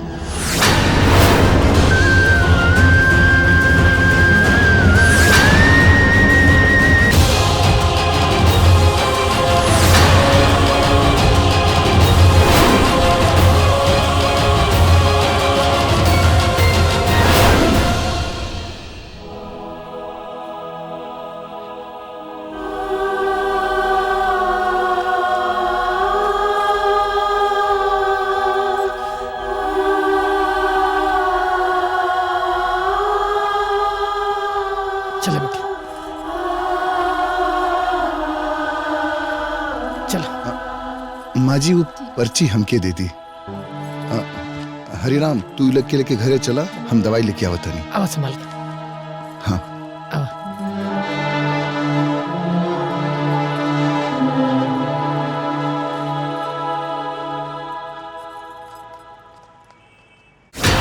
और दिमाग खराब हो गई बका। जहाँ तक हमारा समझ में आवता ये अभिषेक के बच्चा ना हो। ये का कहा तानी जी? राउत दिमाग तो सही बा। रउआ अपने बहू पे शक करता नहीं? बाबूजी सही कहा तनी माई। भैया तो ब्याहे के बाद अपना कमरा में कबू सुते भी ना गईले। हमरा के अपना घर के बंस मिलता, ओहो हमार खून। केहू ई बात माने या ना माने, लेकिन हम ई बात मानता नहीं। तोहरा चिल्ला देहला से सच्चाई ना बदल जाई। हमरा सब समझ में आवता। चट मंगनी पट बिया। हमहू कहीं कि एकरा घर वाले के इतना जल्दी काहे बा? ये गुल खिलावल नैहर के बा। का फालतू बात करत तानी बबनी? फालतू बात नहीं करत। तू बतावा, इतना बड़ हादसा एकरे साथे हो गइल, एकरे घर से केहू आइल? आइल त के? ई देखा मोहना, कहीं एकरे माया त नहीं खे। पगाइल वाले का तू? जो मोहन के बारे में सन बात करता देवी जैसन सुनैना पे लांछन लगा बताड़ू। अरे तारो मर्द तारा के छोड़ देले रहे। जवान के लगाम दे। बाबूजी ये सब का हो रहल बा? अनजान बना तारा, तोहरा तो कुछ पते नहीं खे। अरे तोहर सुनैना के साथे खेल खेलल के नतीजा आइल बा। मोहन,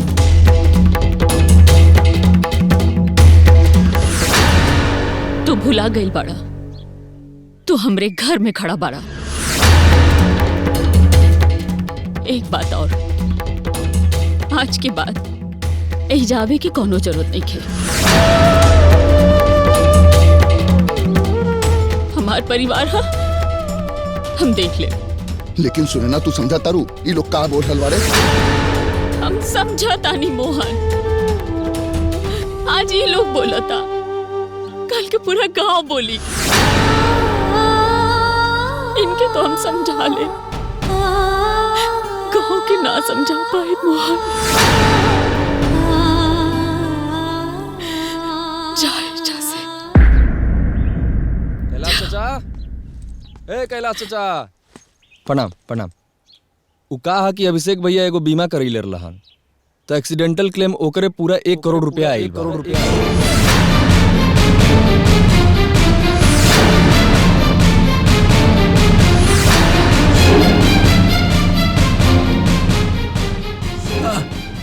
ले आओ साइन कर दे। बाप के सहारा बेटा से छीन गई, लेकिन लायक बेटा जाते जाते कुछ न कुछ दे गई। लिया बाबू, इन करे के दे दा।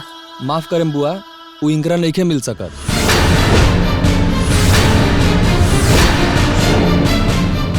कैसे कि अभिषेक भैया नॉमिनी में सुनैना भाभी के नाम डलले बड़न तो उनकरे मिल पाई।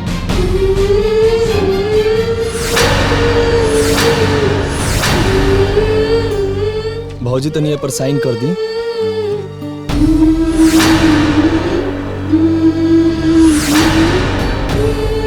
कागजी कार्रवाई पूरा हो गई बा। अब हम एकरा के ले जाके जमा कर देतनी, फिर 2-3 दिन में पैसा खाता में आ जाए। चल तनी चाचा, प्रणाम। चाची प्रणाम।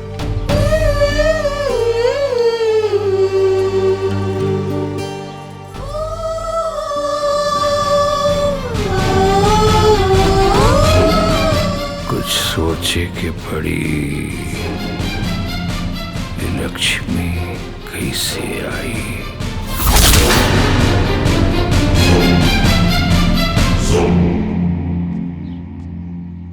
ये दिवाकर कुछ सुनला हा? कैलाश भैया का लड़का मुवत करोड़पति बना गईल और ऊपर से वारिस भी आवता।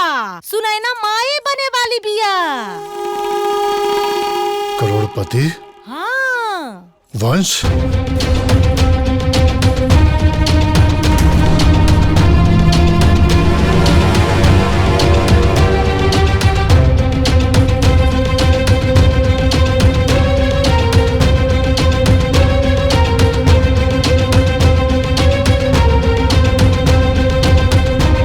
एक बात जाने लो बहन, पैसा केहू के सगा न होला।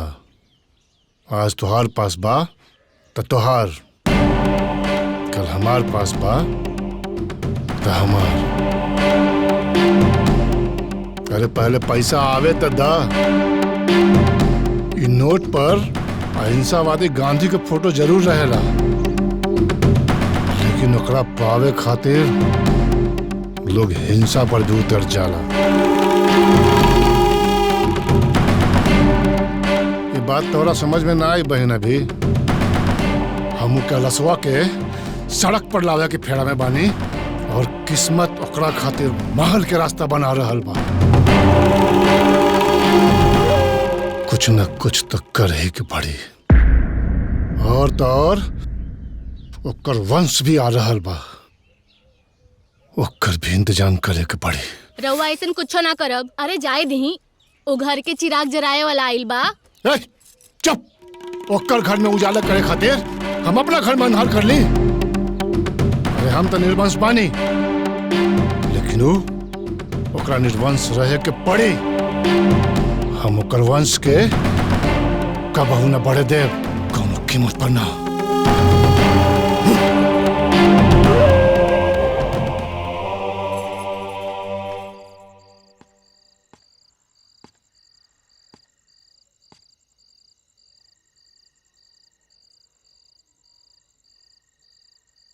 बाबूजी, रउआ बहुत बड़ ज्ञाता बनी।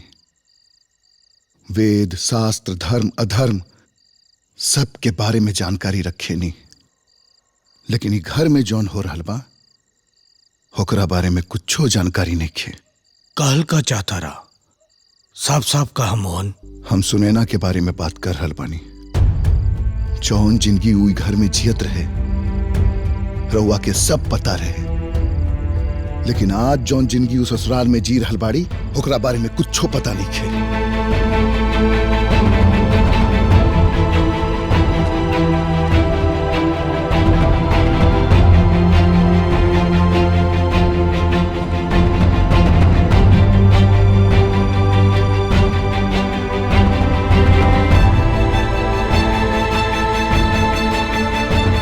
एक बात तो के पता होके के चाहिए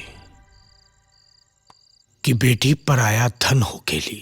ब्याह के बाद जब बेटी अपन ससुराल चल जाली, ओकरा बाद ओइजा साथे जवन होला वो ओकर नसीब। लेकिन बाबूजी, देखा, वो अपने परिवार के साथ पिया और परिवार के मामले में दखलंदाजी उचित नहीं के। चाहे तू होगा चाहे हम होगी, तू अपन काम करा मोहन। लेकिन बाबूजी बात अभी हमरा ऊपर आ रहल बा कि वो कुछ भी बोल रहल बा। बस हम ज्यादा कुछ ना बोलब, सिर्फ इतना कहब कि ओइजा जाए बंद करता,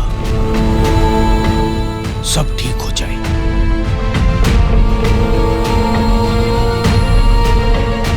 और रहल बात सुनैना के, वो अपन भाग्य के लेखनी भोगतिया।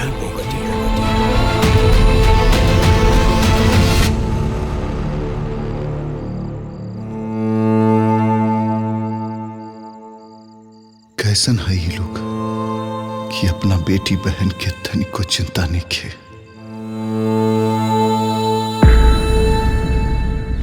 अरे जय, ए दीप, दीप। हाँ तनी।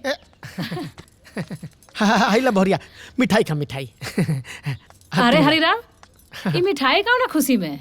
अरे तोहनी के मालूम नहीं के? अरे अपन सुनैना बिटिया बिया ना, करोड़पति बन गई बिया, करोड़पति। करोड़पति? सुनैना करोड़पति हो गई? हाँ। वो कैसे? कैसे? अरे अभिषेक बाबू रहन ना, वो अपन इंश्योरेंस कर ले रहन, हाँ, और नॉमिनी में सुनैना बेटिया के नाम देले रहन।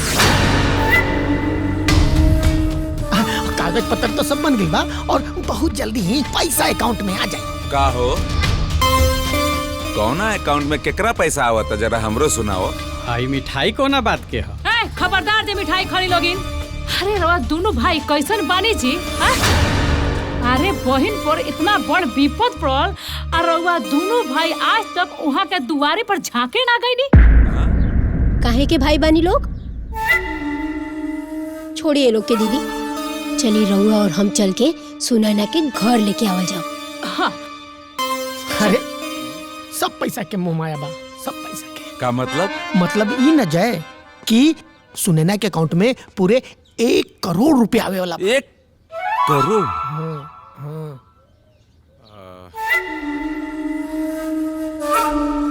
दीप। हाँ भैया।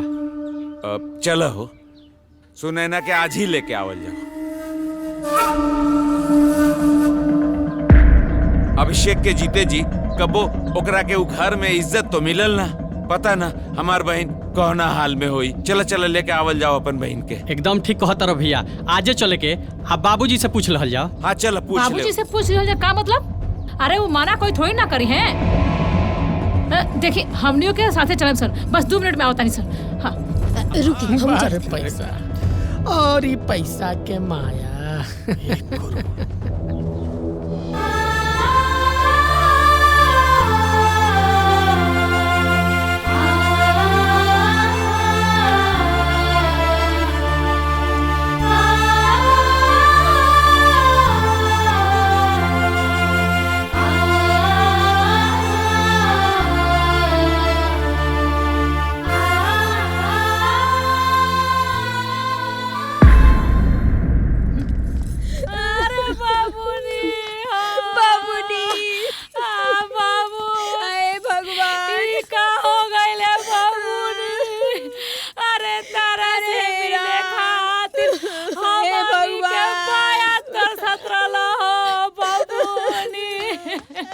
बंद करो सनी सब ड्रामा, बस।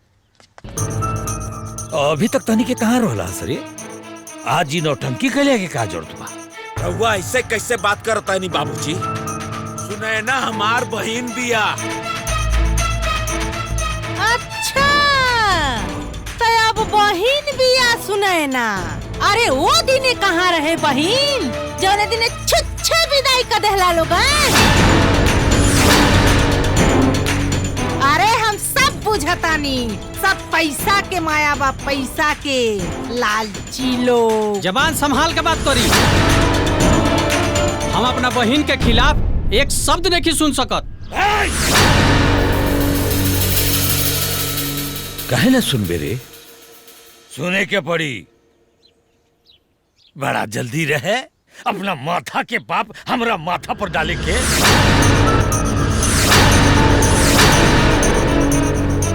अपना बहन के ब्याह तो बड़ा आनंद फानंद में कर देले।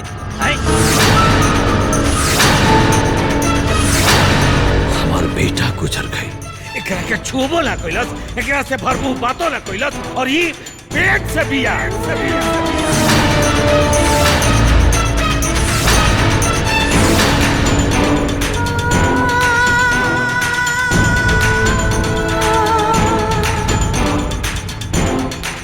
ये गलत बात बा। और हाँ, रउआ हमार बहिन पे लांछन लगा रहल बानी। लालछन लगा रहल बानी? अरे गलत और सही जाके वो मोना से पूछा जवन वो रोज हमरे घर का चक्कर लगावत रहे। अरे हमरा तो सब पता है कि ये सब होई, ये सब।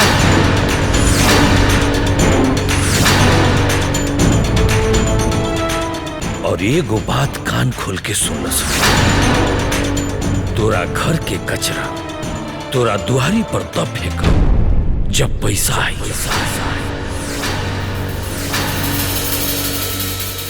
और हाँ, तहनी के कचरा ऐसा अपना घर से बाहर फेंक दी।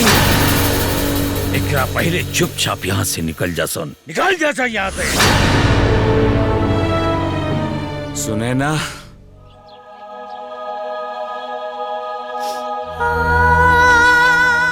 हमार सच्चाई हमके पता बा भैया। लांछन तो सीता मैया पर भी लगावल गईल रहा, फिर हमार का भी साथ है। हमार सच्चाई हमार राम जाने ले। बस हमके और कोनो बात की चिंता नहीं की। हम केहू के सफाई न दे।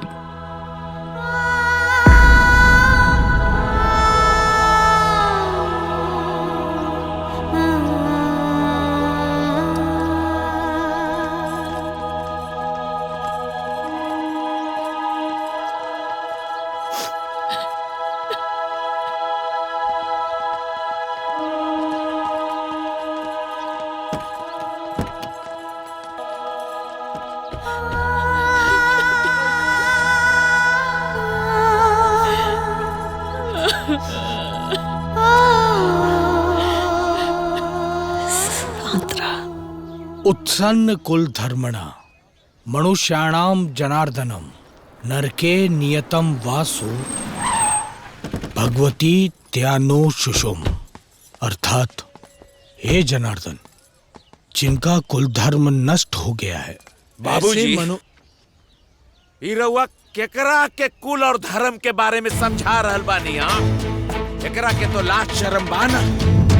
सुनैना के घर पे बार बार गैला के का जरूरत रहे? अरे का ना सुने के पड़ल? अरे हम तो खाली सुनैना के लिए आवे खातिर गई रहनी हो। के लिए आवे? अचानक इतना प्रेम कहाँ से जाग गई? अरे हम पूछा था नहीं, पहले ही प्रेम कहाँ गए रहे? जब सुनैना के बोझ समझ के घर से हटावल गई। पंडित ओमकारनाथ शास्त्री जी की एकलौती बेटी जब ही घर से खाली हाथ अपना ससुराल गए रहे, तभी प्रेम कहाँ रहे? वहाँ कोनो जवाब मांगे वाला तू बड़ा की। देख ले नीनू बाबूजी, ये 2 कौड़ी के आदमी के अपना घर में रखे के नतीजा। बताओ सच्चाई कि सुनैना के ससुराल वाला तोरा पर का आरोप लगाओ? जौना घर में जवान लड़की होके और वही घर में जवान लड़का आके रहे लगो तो लोग तो बोलबे करी नु। चुप करा। हमरा खामोशी के मतलब नहीं खे कि तोहन लोग अपन जवान के मर्यादा लंघ जाए। हमके सब पता बा कि के गलत और के सही बा। हमके केहू के सफाई न चाहिए। और रहल बात सुनैना के, तो ओकर चिंता मत करा, ये ओकरे कर्म के लेखा बा। तोहन लोग बस अपन काम करब जा बस।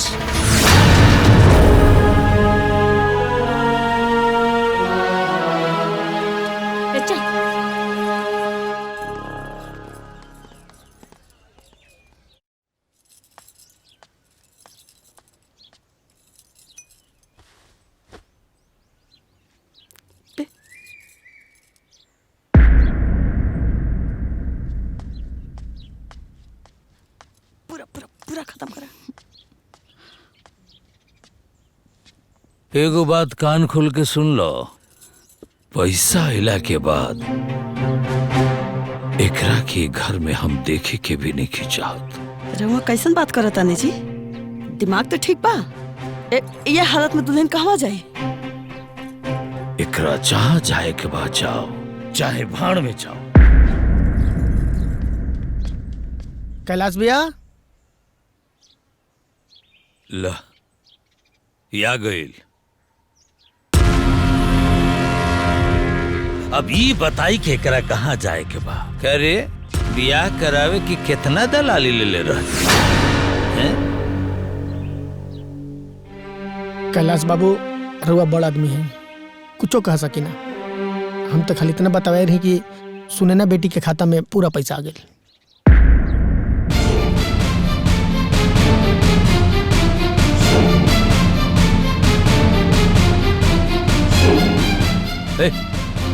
फटाफट एक तैयार कराओ और कहो चल के पैसा निकाल के दे दो। आ ओकरा बाद ही जहन्नुम में जाए। दुल्हन ये घर से कहीं ना जाई और ना ही अपन पैसा के हुक दी। काहे को पैसा एकर है, वो आगे एकरे भविष्य में काम आई। बनबो ढेर हिमायती। एगो काम करो, तू ही ये घर से चल। कैसे कि घर हमार हो। ई घर जितना जाऊंगा के हनु उतने हमरो हो और उतने ही पतोहियों के हो। हम देखो तानी कि ई घर से हमने के क्या निकाला था। बाबूजी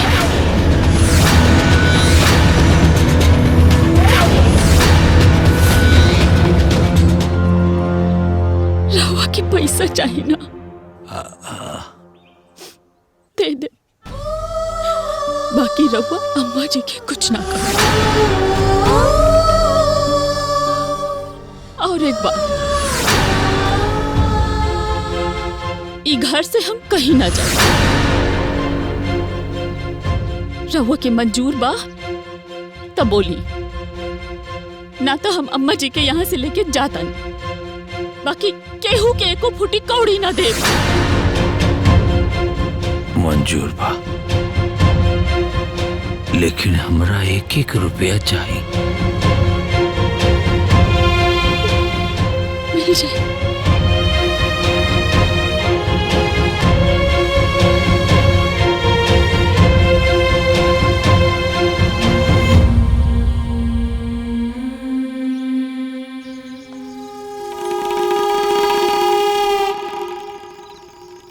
तू यहाँ सिगरेट पी के अपन करेजा फूका और वहाँ कैलाश भैया नोट गिने के तैयारी करता।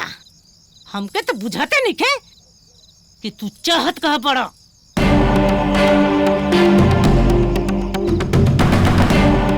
हम चीज ही ऐसा बानी बहन, अगर समझ में आ गई नहीं तो हमरा और कैलाशवा में अंतरे का रह जाए। तू का है इतना फन आयल बाड़ू? तका करी, इतना दिन से कैलाश भैया के घर में बानी, उ सब अपने आँखी से देखा था। उनके पास इतना पैसा आवे वाला बा, लेकिन एको बेर ना सोचत हूँ कि उनमें से हमहू के दे दे। कबले हम ये दुआरी से वो दुआरी ले घूमा। अरे हमरे लगे पैसा रहित तो हमहू कहीं जाके तीर्थ व्रत करती, कोनो गंगा किनारे आश्रम में अपन जिंदगी काट लेती। लेकिन हमार किस्मत कहाँ भाईसन। हाय रे हमार किस्मत। किस्मत के दोस्त दिला से कुछ ना भाई बहन। तका करी के दोस्त दी? केहू के दोस्त मत बा, बस हमार बात मान लो, फिर देखा हम तोहार किस्मत कैसे बदलत हैं। का करे के पड़ी? जे हम कहें।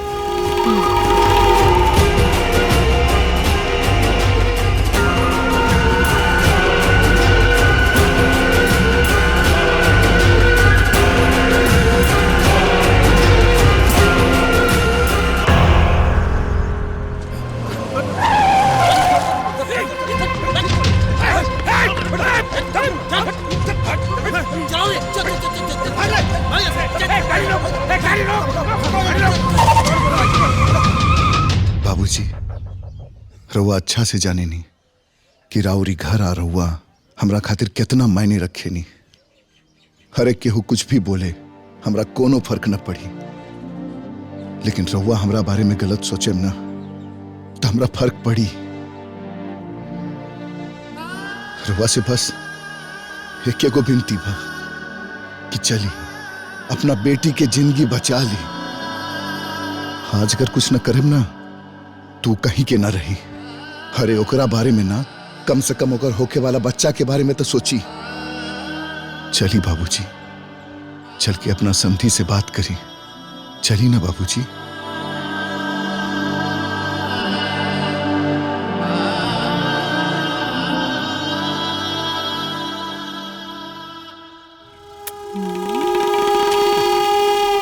सुना दिवाकर, तोहार बाजी तो सही पड़ गई। अब हमके हमार पैसा दे दा, हम हूँ यहाँ से निकली। अरे कहाँ जाता रू बहन, अभी तो वो काम बाकी बा। कौन काम? एगो बात सुना, तू कौनो हालत में सुनैना के वो घर से बाहर लेके आवा। वही जो तोहरा गाड़ी और पैसा दोनों मिल जाए। तू गांव से विदा और सुनैना कैलाश के वारिस के साथ ये दुनिया से विदा। ठीक बा, संभाल के रखा।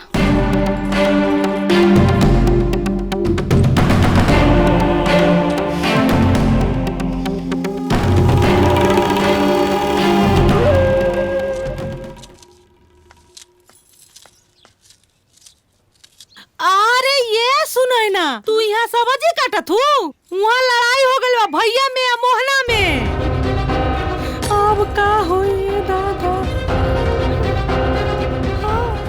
पैसा खातिर और का? कहवा? अरे भट्ठा पर। अब का होई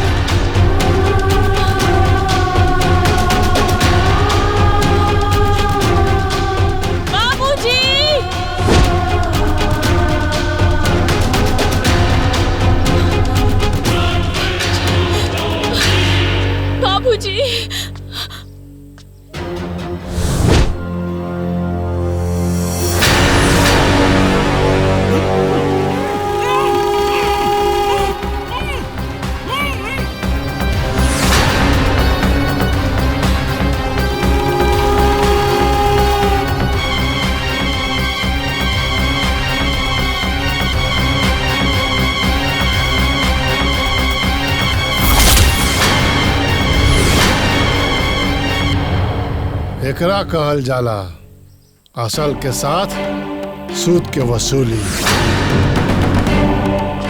ये कैलाश, तहरा के बड़ा चिंता लागल रहे ना कि हमरा आगे पीछे केहू नहीं खे, लेकिन हम बानी और तोरा आगे पीछे केहू के ना रहे दे। आज के बाद तोहर और तोहर वंश के नाम और निशान खत्म।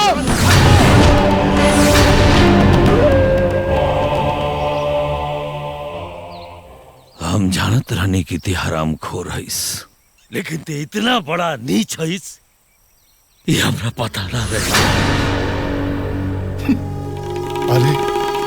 अरे तू तो इहो न जानत रहे कि तोहार कुल के चिराग तोहार बेटा के हम मरनी। और आज के बाद तोहर कुल खानदान का किस्सा खत्म।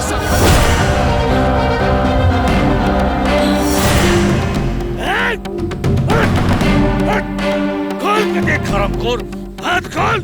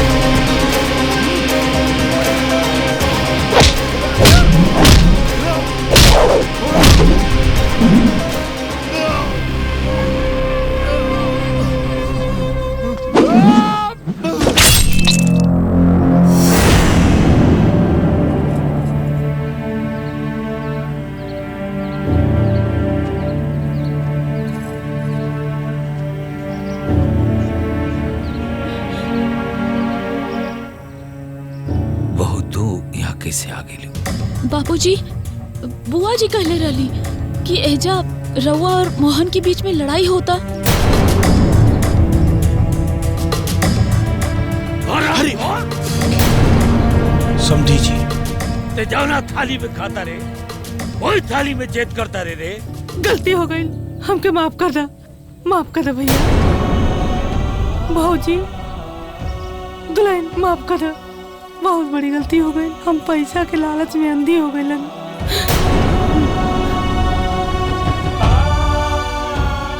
शास्त्री जी, हम राहुल रोहा बेटी की गुनाहगार बनी, बहुत बड़ा भूल हो गई हमरा से। बेटा, हो सके तब हमरा के माफ करिया। ना बाबूजी, ये हाथ आशीर्वाद देवे खातिर, माफी मांगे खातिर ना। बेटिया, हम तो माफी मांगे लायक भी नहीं की, लेकिन हो सके तो हमके माफ कर दो। बाबूजी, ना बाबूजी, रवा तो हमरा खातिर भगवान है बाबूजी। हमके इंसान रहे था, हम तो वो लायक भी ना पाने।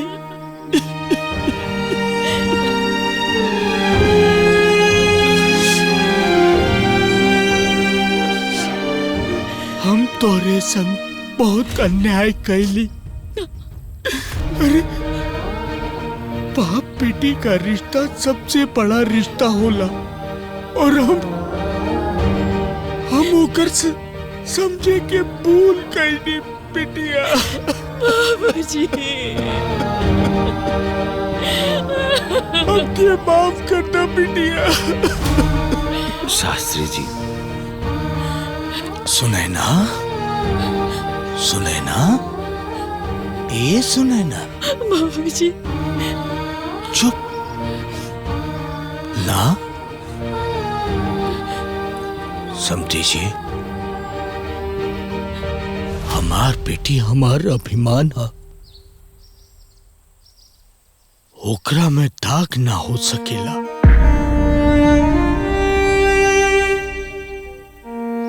शास्त्री जी, हम चाहता नहीं कि हमरा सुनैना के बाकी के जिंदगी सुख से कटे।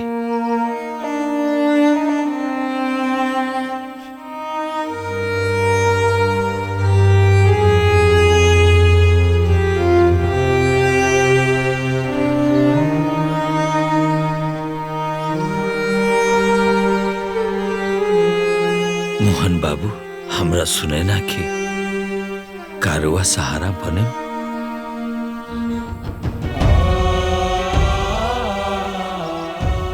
बोली ना मोहन बाबू।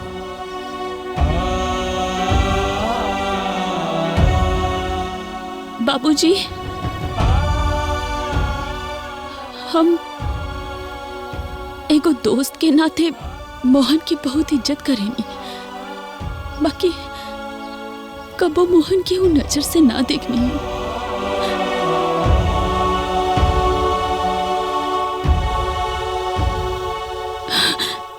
और अब तो हमरा लगे हमारे पति के निशानी भी है।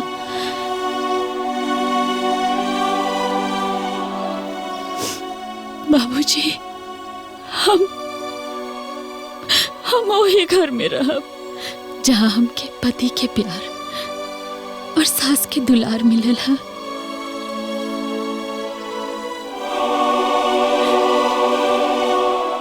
तू सही कह रहल बाड़ू सुनैना, हम तोहारी फैसला के सम्मान करतानी। प्यार में प्यार हो ना हो, पर सम्मान होके के चाहिए।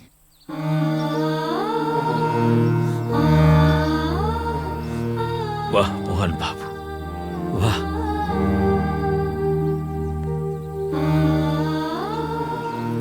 ए जी, वो पैसवा का भइल?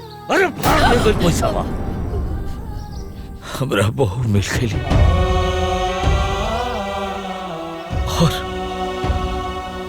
हमरा अपना बेटा के निशानी भी एकरा से बड़ रुपया पैसा होला का? ना ना भैया हाँ बोल। हमरा लगे उ 1 करोड़ बा ना का? हाँ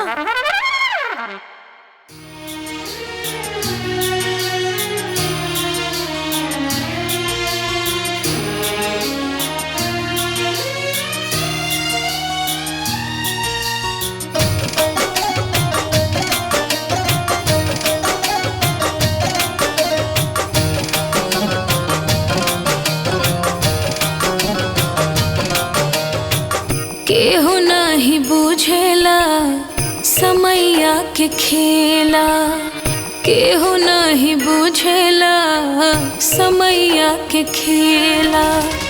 कबोई हंसाई तोहके कबोई रोवाई, कबो राखी साथ कबो कदी अकेला। केहू नहीं बुझेला समैया के खेला, केहू नहीं बुझेला समैया। आपन पसंदीदा फिल्म देखे खातिर डाउनलोड करी दंगल प्ले ऐप।